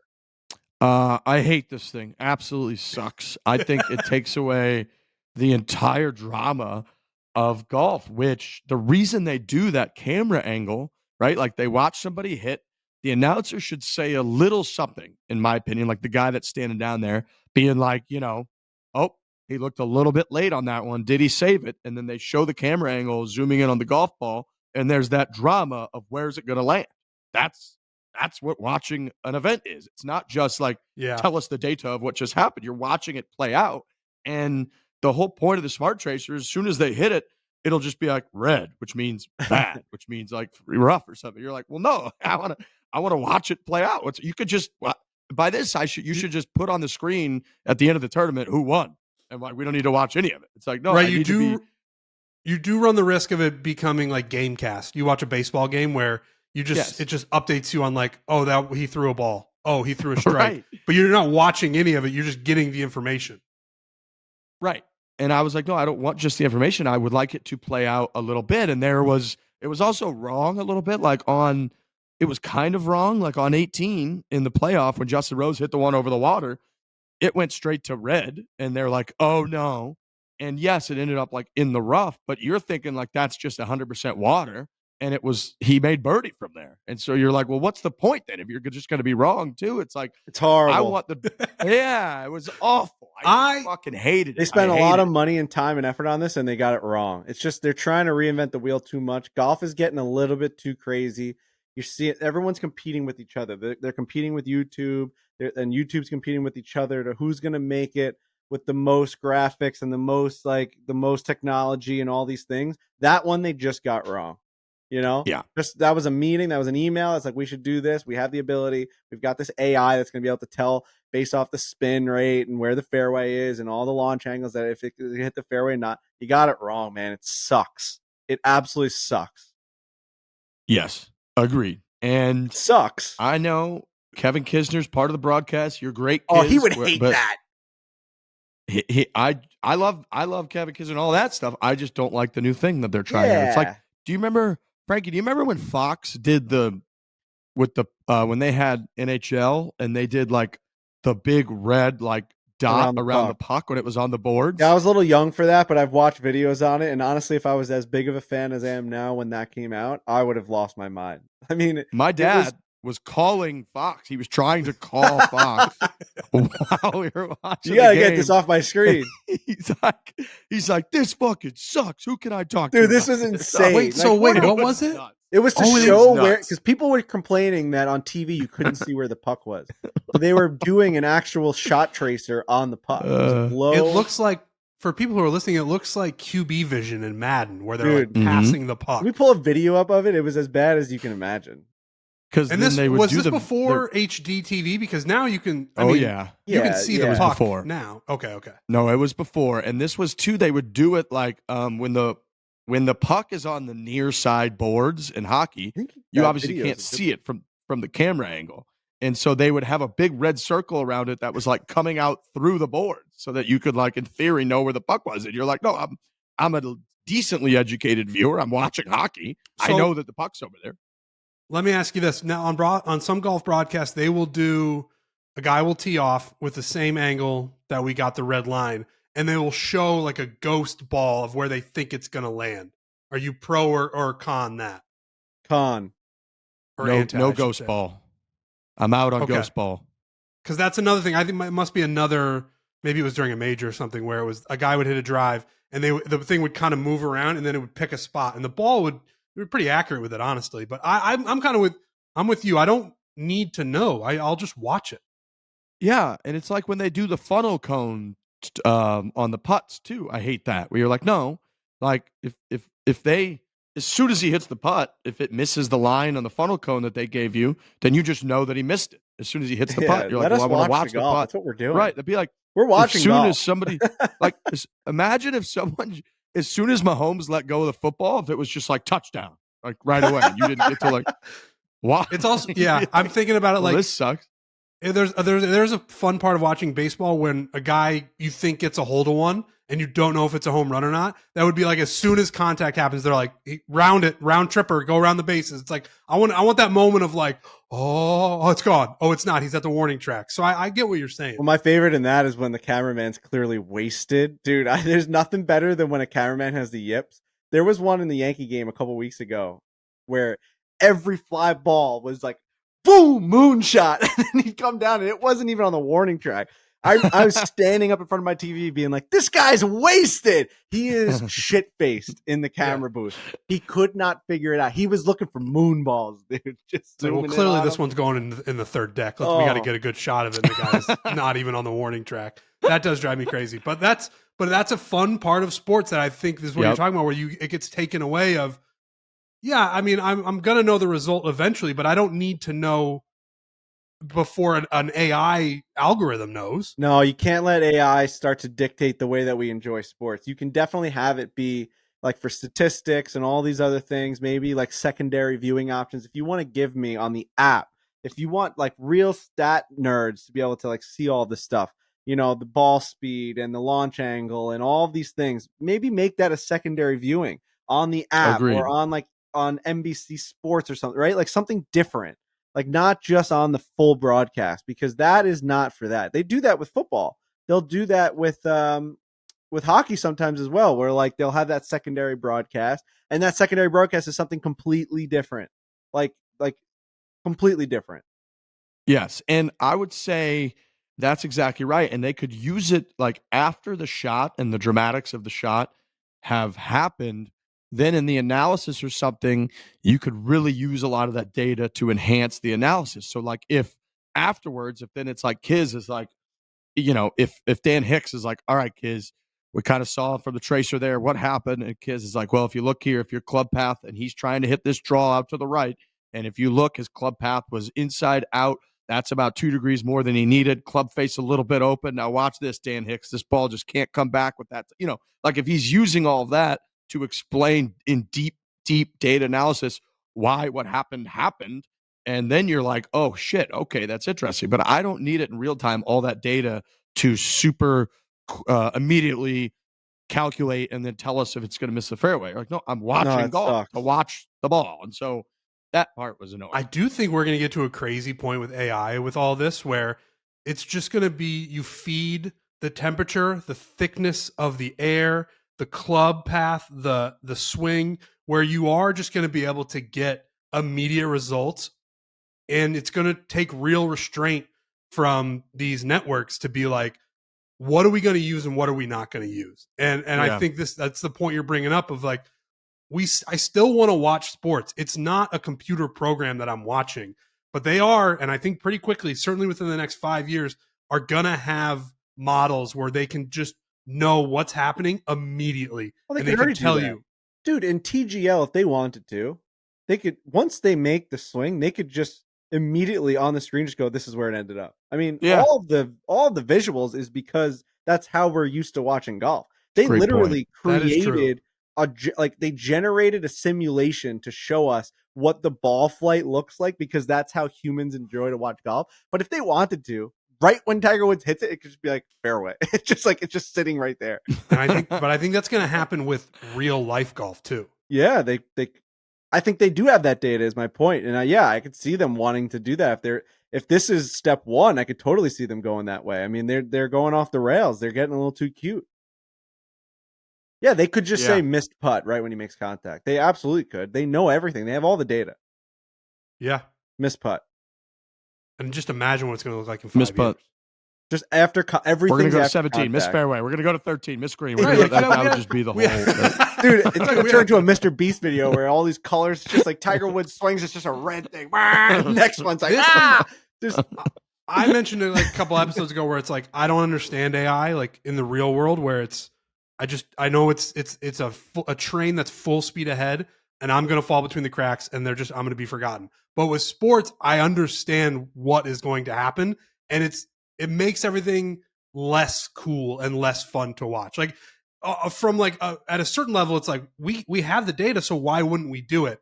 But the point is, you are changing fundamentally the way we all watch sports, and that I fully disagree with. They had the 2000 Yankees at Yankee Stadium for old times. Johnny Damon looked great.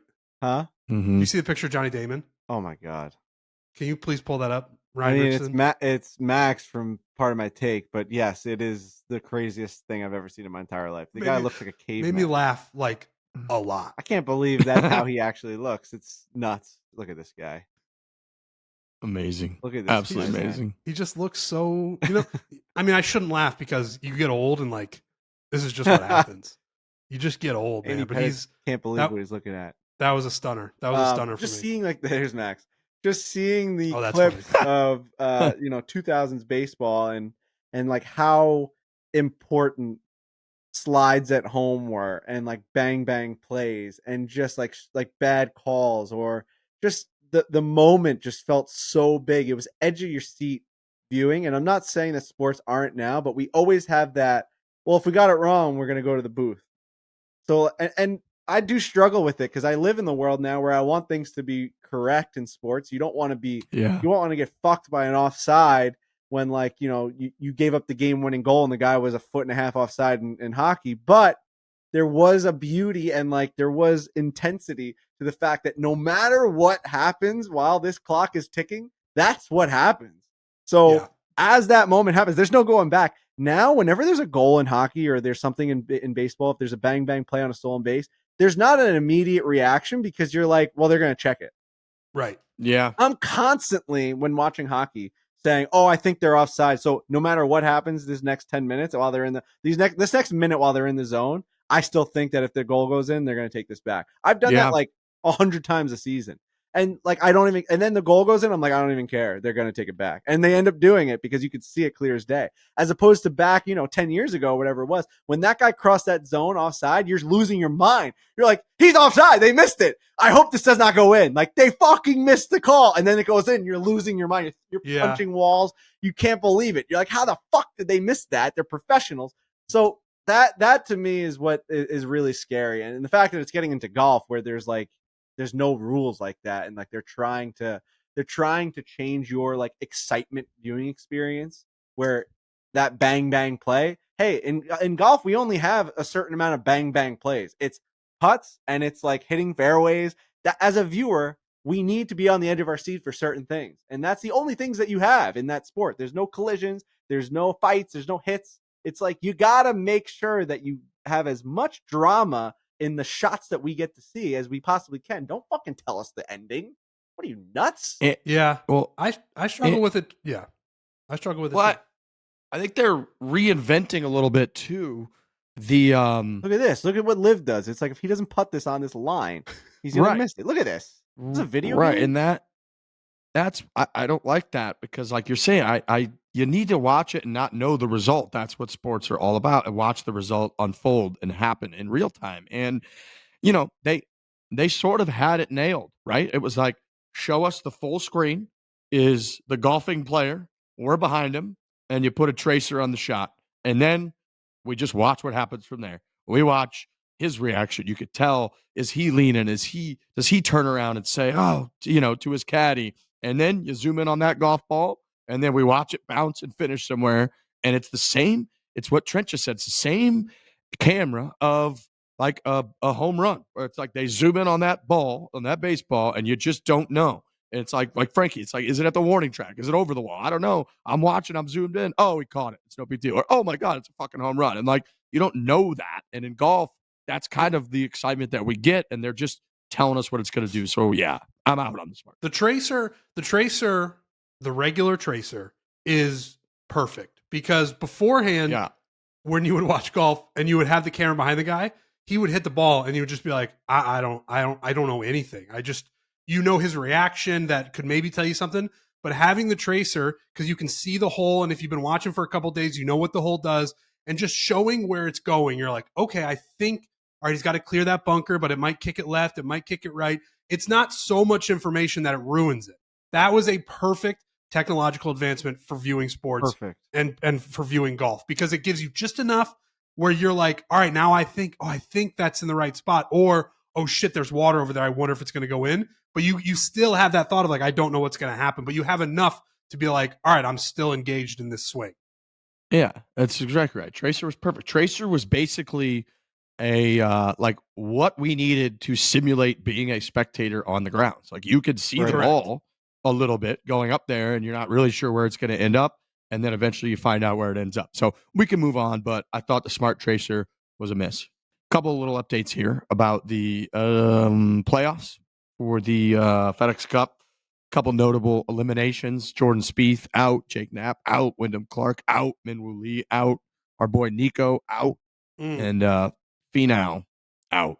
Damn. So just some pretty notable names there. Those are, again, a lot of good players. A couple guys that have really been Ryder Cuppers for us. Jordan Spieth, Wyndham Clark was obviously on the team a couple of years ago. Tony Finau has been on the teams and done well. So couple pretty serious names that are out. Keegan remains in 10th place on the Ryder Cup USA points list.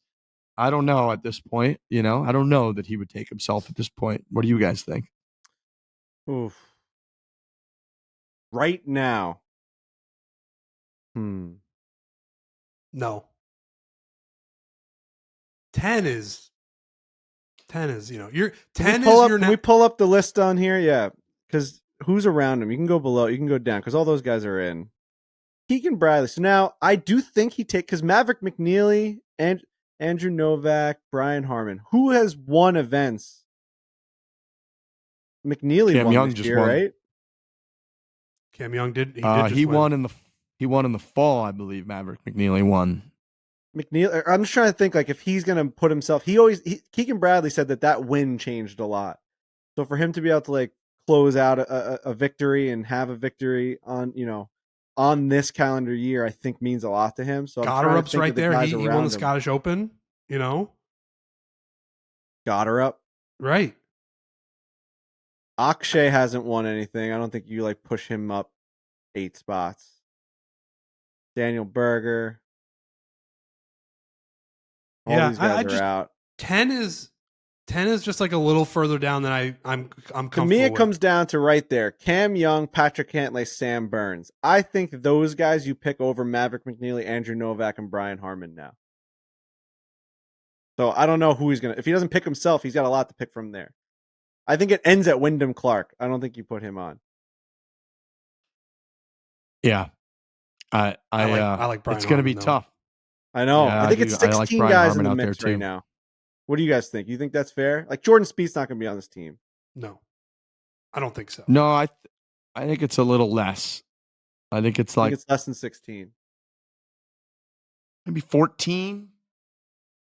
These guys are out of here. Jordan Spieth, 28. Would love to have him on the team, but that's a tough sell. That is just tough, you know. I mean, people gave Justin Thomas shit last year, and what was he? He was like one spot out. I don't think Spieth. I don't know how Keegan Bradley explains that. I have no idea. Spieth won't be. He won't be on that team. JT, Colin, in. I think Ben Griffin's going to be in. I just think he's been really solid this year. I think that so would too. get 9 for me. I think Harman is going to be in. That's 10. I think Cantlay in. That's 11. I think you're kind of looking at Burns, Cam Young, Keegan for like the last spot. You know, I mean, I know we kind of did this already, but as we get closer. Riggs, Well, do you think each Keegan? week I that feel like goes you're by, leaning towards no. These guys staying in it, like whoever keeps staying in the playoffs, obviously make a better case for themselves. I think if Keegan weren't captain, whoever is captain would be picking Keegan. But I think since Keegan is the captain, I think he's going to need to see more out of himself these couple of weeks to pick himself, is what I think. You know what I'm saying? I think that's a really strong argument. Yeah. If he weren't the captain, I think he's in. I think he's absolutely in with that win. I think it solidified it with his whole backstory, with the fire that he plays with all that. I think he would absolutely be in. I think if he still hovers around 10, he doesn't play that sharp these next couple of weeks, I don't think it's going to be enough for him to pick himself, is what I think, which is almost a little bit unfortunate because it's like, dude, at the end of the day, if anyone that's like part of that group of Keegan and the vice captains, if they as a group believe that Keegan is one of the best 12 just golfers that we could put out there against Europe, then he absolutely should be on the team. You know what I mean? Like that's it. That's really all that should matter. Yeah. I see what you're saying. I don't know. It's going to be a big decision. It's going to be a big decision. What did we talk about Rory skipping the event? I don't think we did touch that one. Interesting. It was interesting. Did anybody else really skip it? Not that I saw. I think he was the only one. Strange move. Trying to find that out. I mean, and he's still second in FedEx Cup points. Yeah, I mean, he's certainly within the way it's structured now. It doesn't matter. Could he keep skipping? I think I saw that he could. That was the only one. Can he skip all the events and win the championship? That is a thing where, like, I saw people who are traditional American sports fans. When you look at the playoffs of any other sport, you have to play the rounds. Like, you can't just. Now there are buys and all those things, but like this is not exactly that, where it's you got to play and then you have to advance. And that, I think, golf still, you see that as a baseball fan, a football fan, a hockey fan, you're just kind of like, I don't get it. Does this shit actually matter? They're just not getting it right. And I don't know why the points from the regular season carry over into the playoffs. It's never in any other sport is that the case. Like, Gozzer finished 54th. So I looked, I'm like, oh, like he missed. He's not in the top 50 now, but like he's 26th in FedEx Cup standing. So he's like in the Tour Championship as of right now. But they're just, it doesn't make any sense to me. Like, if in the first event, there should be 20 people eliminated, or 25 people eliminated. In the second event, there should, you know what I mean? Like, if you don't finish in the top 50, how are you in the BMW? That's what I don't understand. Like, it's the playoffs. This is what playoffs are. Why are we acting like they have to be anything that they're like? Why are we like golf's different? Like, it's like you got to reward the guys that played well all year. Like, Sky Scheffler has been rewarded all year long because he's been winning everything.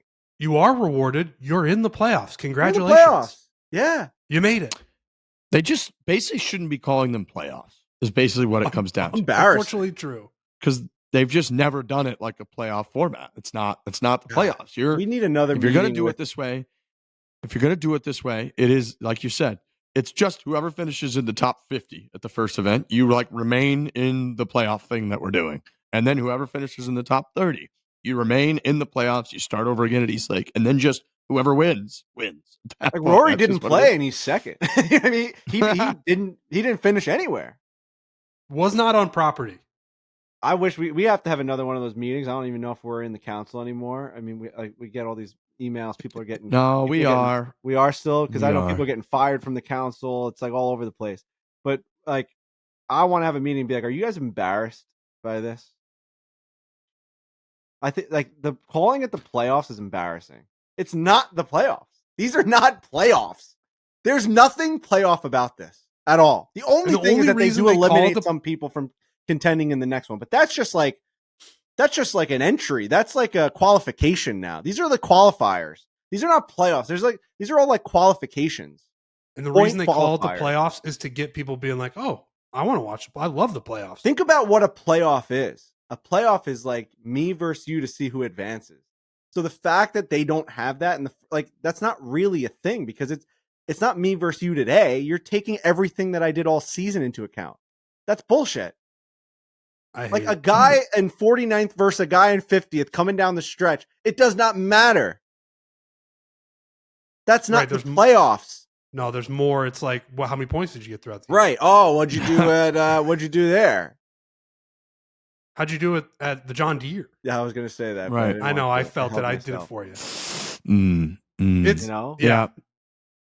Because of how you did in New Orleans, all of a sudden, like this guy all of a sudden is like, he finishes 59th and he's 39th now. It doesn't make any sense. The numbers don't match up. Make it easy. No smart tracers and actually have playoffs. These are like simple sport things. It's a sport. Run it like a sport. Run it like a sport. Something that will be run like a sport. We got the U.S. Amateur this week, gentlemen, at Olympic Club. Hell yeah. I got a text from Dan Rappaport yesterday that he ran into 12-year-old Pete out there. So remember, we got some folks that we have some connections to that are in the U.S. Dean Amateur from Colonial Springs. Dean. So let's go. Let's go to our guys, Pete Myers, Dean. Good luck this week. The U.S. Amateur, Colt Nost won the U.S. Amateur at Olympic Club, which is just one of my favorite facts of all time. We put a video out, last week, a couple weeks ago, of us playing Olympic Club, the rough, hilariously difficult, and some serious prizes on the line. The winner of the U.S. Amateur, you get into the Masters tournament, you get into the U.S. Open, you get into the Open Championship. Usually, even I believe they invite the runner-up from the final as well in the U.S. Amateur, but Jack Nicklaus forever considered his 2 U.S. Amateur titles to be major championships. That's how much it kind of means in the world of golf. So it'll be all over. You can check it out. Make sure you check out TV Time, streaming out there, the USGA.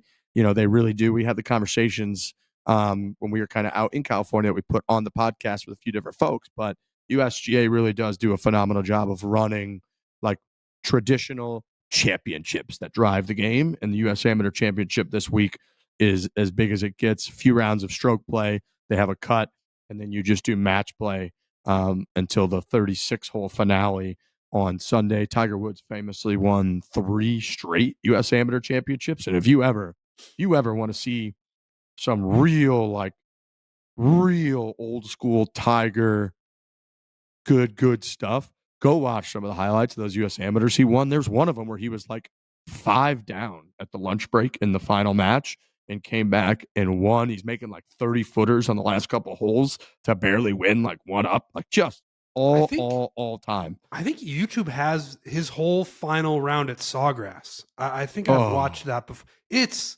unbelievable. Just watching him being like, this is Tiger Woods. I agree with you. I totally agree. Go watch those, because it's a little grainy. It's, it's not, there's going to be no smart tracers, but you're going to enjoy your time watching a very young Tiger Woods just at the beginning. It's awesome. It's the best. It really is the best. And we're going to see that again, sort of all week this week. So the U.S. Amateur is underway. It's a marathon. It's golf all week for those youngins up there playing for pretty much the highest stakes at a really iconic place, San Francisco. The Olympic Club is just such a cool club. There's like 15,000 members of the Olympic Club. They have this huge like social club downtown, I believe. It's an athletic club, as we kind of talked about when we were up there. And they've also got some elite golf courses that have hosted a ton of championships, U.S. Opens, U.S. Women's Open, U.S. Amateurs, all that stuff. So yeah, U.S. Amateurs this week, big week in the world of golf. So check that one out. Last thing I got on my list, you guys been following a little Barstool Beach House drama this Yeah, last it's been week? great. It's been Yeah. really good. I didn't know how it was going to be with the whole format and stuff, but it's just really, really fun to follow. Really what it does is it makes the viewer just have to work a little bit harder. Like we're just constantly checking Twitter, TikTok, Instagram. But that just means we're invested. 105 million impressions from Thursday to Saw Sunday. that. I think it was like, yeah, that's as big as you can get. So shout out to Dave for coming up with that and the whole social team. But yeah, our guy Tommy Smokes is in there. You got a bunch of good people all kind of mixing together, and it's been really funny. It's been really, really funny to watch. It was I followed They're along showing all more weekend. than I thought, to be honest. What's that? They're showing more than I thought they would. I also was really impressed with the social team where you do have to like I was following it pretty much on Twitter, but every 3 minutes I felt like there was a clip up. Legit. Like they were on it. Like this is what's going on. Like it would be one thing if they were like, all right, every hour we're gonna post a video of what's going on. It's like a constant stream of like this is what's going on. I thought they did a great job with it. And yeah, the characters on there are like they're perfect for the show. There's an interesting like thought there, and obviously Dave had it, where when you have a big show and like you can tell by the social media presence, people posting clips and reacting to clips. So it is funny to have a show only made out of clips where that's the only place people can view the content that would then be talked about. So then those clips go freaking crazy. Yeah. Where like there is no other existence of those clips except for on those platforms. So yeah, I mean, like the whole show is on social media, so the social media impressions are like 105 million of them. That's insane, you know, as opposed to doing a million views on YouTube or something, and then hoping that people tweet about them or react to the replays on social for people that missed it. No, the only place you can find it is on social, so you have to react to it there. I think Like, that's actually brilliant. It is brilliant. And what if we did like a Breaking 85 only social clips? I think it would do really well, hole by hole. I think it would do really well. This is proving that is probably true. And I saw Nate Dogg tweeted, he's like, Netflix and all these other places, they're just going to grab up. They're going to do a social. This is one of those things where Barstool will do it first, and it is crushing, and then everybody else is going to do it. Oh my God. You show this to a sponsor and you're like, hey, you want some impressions? We're going to do a reality show only on social media where your impressions are all, you know, that's where you care about them because they're clickable. YouTube's not like you see the video, you got to click through, this is like, we can put a link there. I mean, this is real future of social media business. I mean, Dave is a pioneer in this shit as much as, you know, people want to say that like it's a weird format. It's a great way to get it out there. It is interesting. We have done this at time for different events that we have like played in a few different times where you sort of like update people just in real time through social. I remember during COVID, during my Pinehurst stay, I used to just do over-unders against people online and would just take like 5 bets and I would just film every shot and update it on my Instagram story at the time. And like people loved it. And so I'm trying to think like maybe a couple of the pro-ams that we've played in and stuff where it was like we're not going to make a full YouTube video out of it, we're going to like just put out clips and post where we're at, and people do kind of follow it. And to see it go to this level with Barstool Beach House, it is just genius, and the reaction to it is all time. It's also like it's sort of easy to follow without having to fully commit to it. And what you know, you could be like, yes, walking to your Uber and you can like kind of keep up with it instead of having to like sit down and put something on Netflix. You know what I mean? You can like kind of keep up with it at your own rate. And it's great. It's just, for anyone who doesn't know, it's just a bunch of our coworkers that work at Barstool that for all of August are just down in Jersey Shore in a beach house. And we have a social team there capturing everything that happens. I believe the promise is like no one's job will be lost over whatever happens down there. And it's just happening. All of it's just happening. People are drinking. They're going to the bar. There's backstories. There's exes. It's crazy. Danny tweeted out a picture of him from oh my God, I was gonna say Inception, but it's Severance. and he just goes, "It's severance, but he goes, everything stays the same, but on the weekends you can hook up with your coworkers." It's two different Dannys. He's like, everything stays the same in your job. It's just on the weekends you get to live a different life where there are no rules. It also really drove home for me. That's Oh, there so it is. funny. Severance, but both lives are exactly the same, except in one life you get to hook up with a coworker if you want. It's yeah. It also drove home for me. Like if I had one night like Kadick or Ella, they go hard, man. They go really hard. I would be dead. Yeah, I'm I don't know I'm how just Kadick so does it. old now. I would just be dead on the floor and crying probably. Yeah, and yeah, it's just I didn't think that like it would get out to so many. I mean, it's getting out to everybody, dude. It's on every form of social media. So like, I have friends that just watch it on TikTok. I have friends that watch it on Instagram, and everyone has the same. They're all seeing the same clips. It's very very weird, like how well it's doing. You know what I mean? Like how much everyone's so up to date with it. There's so many clips, but everyone's seen them all. It's addicting. Yeah, I was on TikTok before we started recording, and the thing is happening where the Kadick edits are very funny, where they'll just like those are really good, but also people just reviewing the show, not involved with Barstool, just people who are like, I don't know if you guys have watched Barstool Beat Chats, but here's my recap of the show. There's tons of those, so it's a show that just lives on social, has motivated it's all on social, everything. It's so interesting, and it's going really well. All right, Ryan, we have to do true. We got to do a truly voicemail here. Is that what I'm hearing? All right, we got truly voicemail here. Let's go. All right. Truly, baby, truly unruly lemonade. Remember, loving it. We had again last week. Coeur d'Alene, kind of mentioned it on the show, but people were just you're out there on the lake. People were having truly unrulies all over the place. They're about to take a boat back to the resort. It was really just a beautiful sight. Sight to see. 8% ABV, 100% delicious. 4 supercharged lemonade flavors. They got bumpin' blue raz. They got OG original lemonade. They got punched up pineapple and wild pink. It's the official hard seltzer of Foreplay. You can level up your lemonade with Truly Unruly and find Truly Unruly lemonade at a store near you, or visit trulyhardseltzer.com. They really do have delicious flavors. And again, the 8% is going to hit you pretty good. So let's get to some voicemails here. Hey boys, this is Doug out in Denver, Colorado. Longtime listener, big golfer, obviously. Been around the block or two in the golf industry, retail space, whatever you want to call it, all over. I've never understood why ball mark repair tools are called divot tools. And this is a little thing maybe for a topic for debate. I've always thought of a divot tool as a bottle of sand. You know, that's how you fix divots. You don't make divots on the green, you make ball marks. But apparently there's a long history with the term divot referring to any mark on turf caused by the club or ball. I'm not buying it. I feel like this would throw Frankie's brain into a blender, but just would love to hear you guys' thoughts on the matter. Thank you. I hate it. I hate that it's called divot tool. I hate it. Really, I've really never given it a second thought, but he is right. I heard Smiley yesterday during the coverage. Actually, he was talking about somebody's putt, and he was like, "There's a little divot about 3 feet in front of his ball. If he just misses the left side of that, this will go into the hole." And that kind of stuck out to me too. But because same deal, you hear people kind of refer to it a lot on the green. They will say like, "Oh, there's that little divot kind of in my way," and I don't know if that's.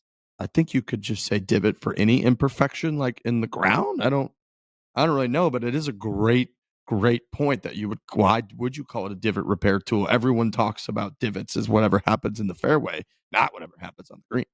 I think it confuses the like the new golfer, because like you tell them that, oh, you took a nice divot in the middle of the fairway, and then all of a sudden you say like replace your or fix your divot. It's just a lot going on there. They need to have two different names.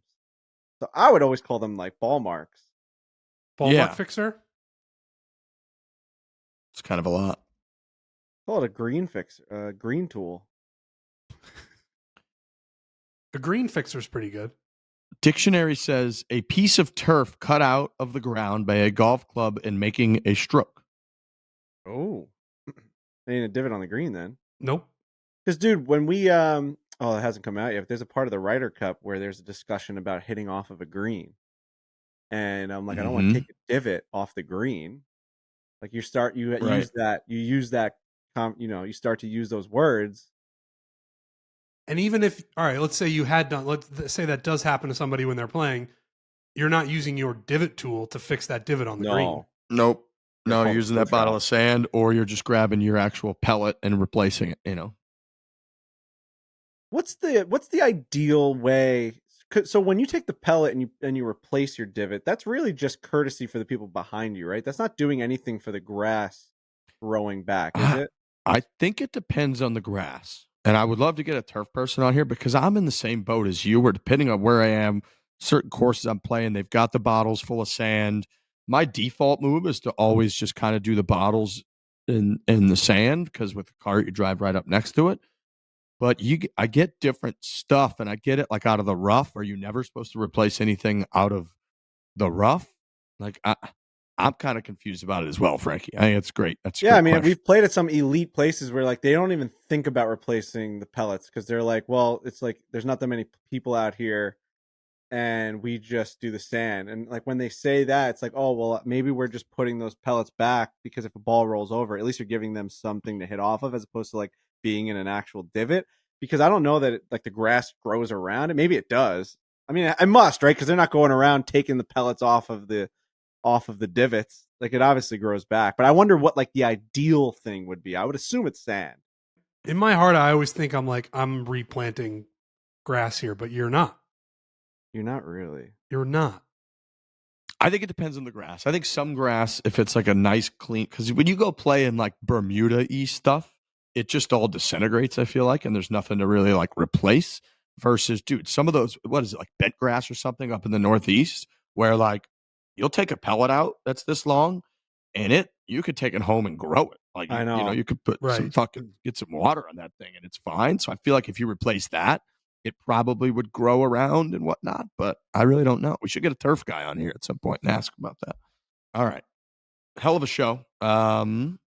Gentlemen, that's all I got on my list. Anybody have anything else? No. I got nothing. Flying out tomorrow. Oh, my clubs are already there because of ship sticks. I sent my clubs to Big Cedar Lodge for the Invitational. I might want to make a shaft change, which I have the shaft at my house. Because, dude, I could not hit my driver, and I just want to make my shaft not be red, and I just got to go with the red rocket, and I think I need to bring that thing back to Big Cedar. I'm trying to figure out how to get that shaft there, and I've been kind of trying to come up with different ideas. I was thinking maybe if I got like a travel fishing pole case, and I just brought that with me to the airport, I think I could just get that on the plane. I think so. Right? Like, how do fishermen like travel? They definitely just check their poles. You gotta check their poles. Yeah, dude, a shaft is hard to travel with. Like, you can't really put it in anything. It's like just long enough. But I believe fishing poles you can like break down to pretty small. Got it. If you just walked into the airport holding a shaft, what would happen? Could you just go to the check, be like, I got to get this to Missouri? I mean, you could bring a guitar. Did that with a putter. I did that with a putter one time. I just tried to check just a putter because we were at the Barstool Classic and TaylorMade had all those bags of putters and I really liked one. So I just was like, I'm taking this with me, and I ended up using it for years. And they were like, I was like, can I just bring this onto the flight and put it in the overhead compartment? It's like smaller than some of these people's carry-on bags. And they're like, no, you got to check it. So I just checked the putter. That was it. They literally just put a fucking white tag on it, like the sticky part, and they just set it onto the plate. Wait, and then it just came out of the conveyor belt on the other side? It came sliding right up. I just grabbed it, and that was it. I might just put bubble wrap around this shaft and just like hand it to him. I think that's the play. Bro, it was I remember I got home in Arizona. It was the first thing that came off was just a putter, and I just grabbed it and walked right to my car and just left. Daily 9 time. You literally just got to walk up to the desk and be like, I want this shaft to get to Missouri. So whatever that's going to take, I'll do dude, it. I have a connecting flight too. There's no way it makes it. They're going to be like, what's this thing? Well, it's also going to be in 3 pieces by the time you get to Missouri. Yeah. because Well, it's I'm so. gonna, you know what? I'm going to try it. I got a couple of those red Ventus, which is crazy to even say. I'm going to try it. I'm going to try. I need to do something because I got that blue TR on there, and it is like, I'm talking real bad. Like duck hooks, way lefts. I actually don't feel like I can get the club face straight at impact at any moment, and I really do think it is shaft. I'm swinging the same way, but the club face is not. I'm presenting hosel and I'm presenting toe, and it's not my fault. I'm going to reveal to you guys this week my brand new set of irons that Mike Barbuti made me finally from TaylorMade. I have not shown them to the world yet, and they are the single coolest thing I've ever owned or operated or seen or used in my entire life. They're going to blow people away. He calls them the sabers because they're like lightsabers. And every time I hit a good one, I just walk by people and go, vroom, vroom. Oh, that's awesome. It feels, I gotta get my eyes so on these. good. Can't wait. It feels so good. So hopefully I hit a couple good ones so I can do that. That'd be fun. All right. Okay. Thank you to all our sponsors. Thanks everybody for listening. Thanks for the voicemails and the call-ins. And thanks to Ryan operating from behind the scenes. We're throwing all kinds of stuff at him. We got clips coming. We got all kinds of things going. Ryan had Ryan had a great show, in my opinion. The way he was pulling up clips and information, I would give that a solid A performance. Yep, really good. It's a good A. A is a good score, Ryan. Attaboy, Ryan. I love it. All right. Okay. Well, we got a big week, like we said. So, we'll be back still, as we always are, on Thursday for our second show of the week. So have a lovely week, and we'll see you then. Hit it hard. Hit it hard. Hit it hard.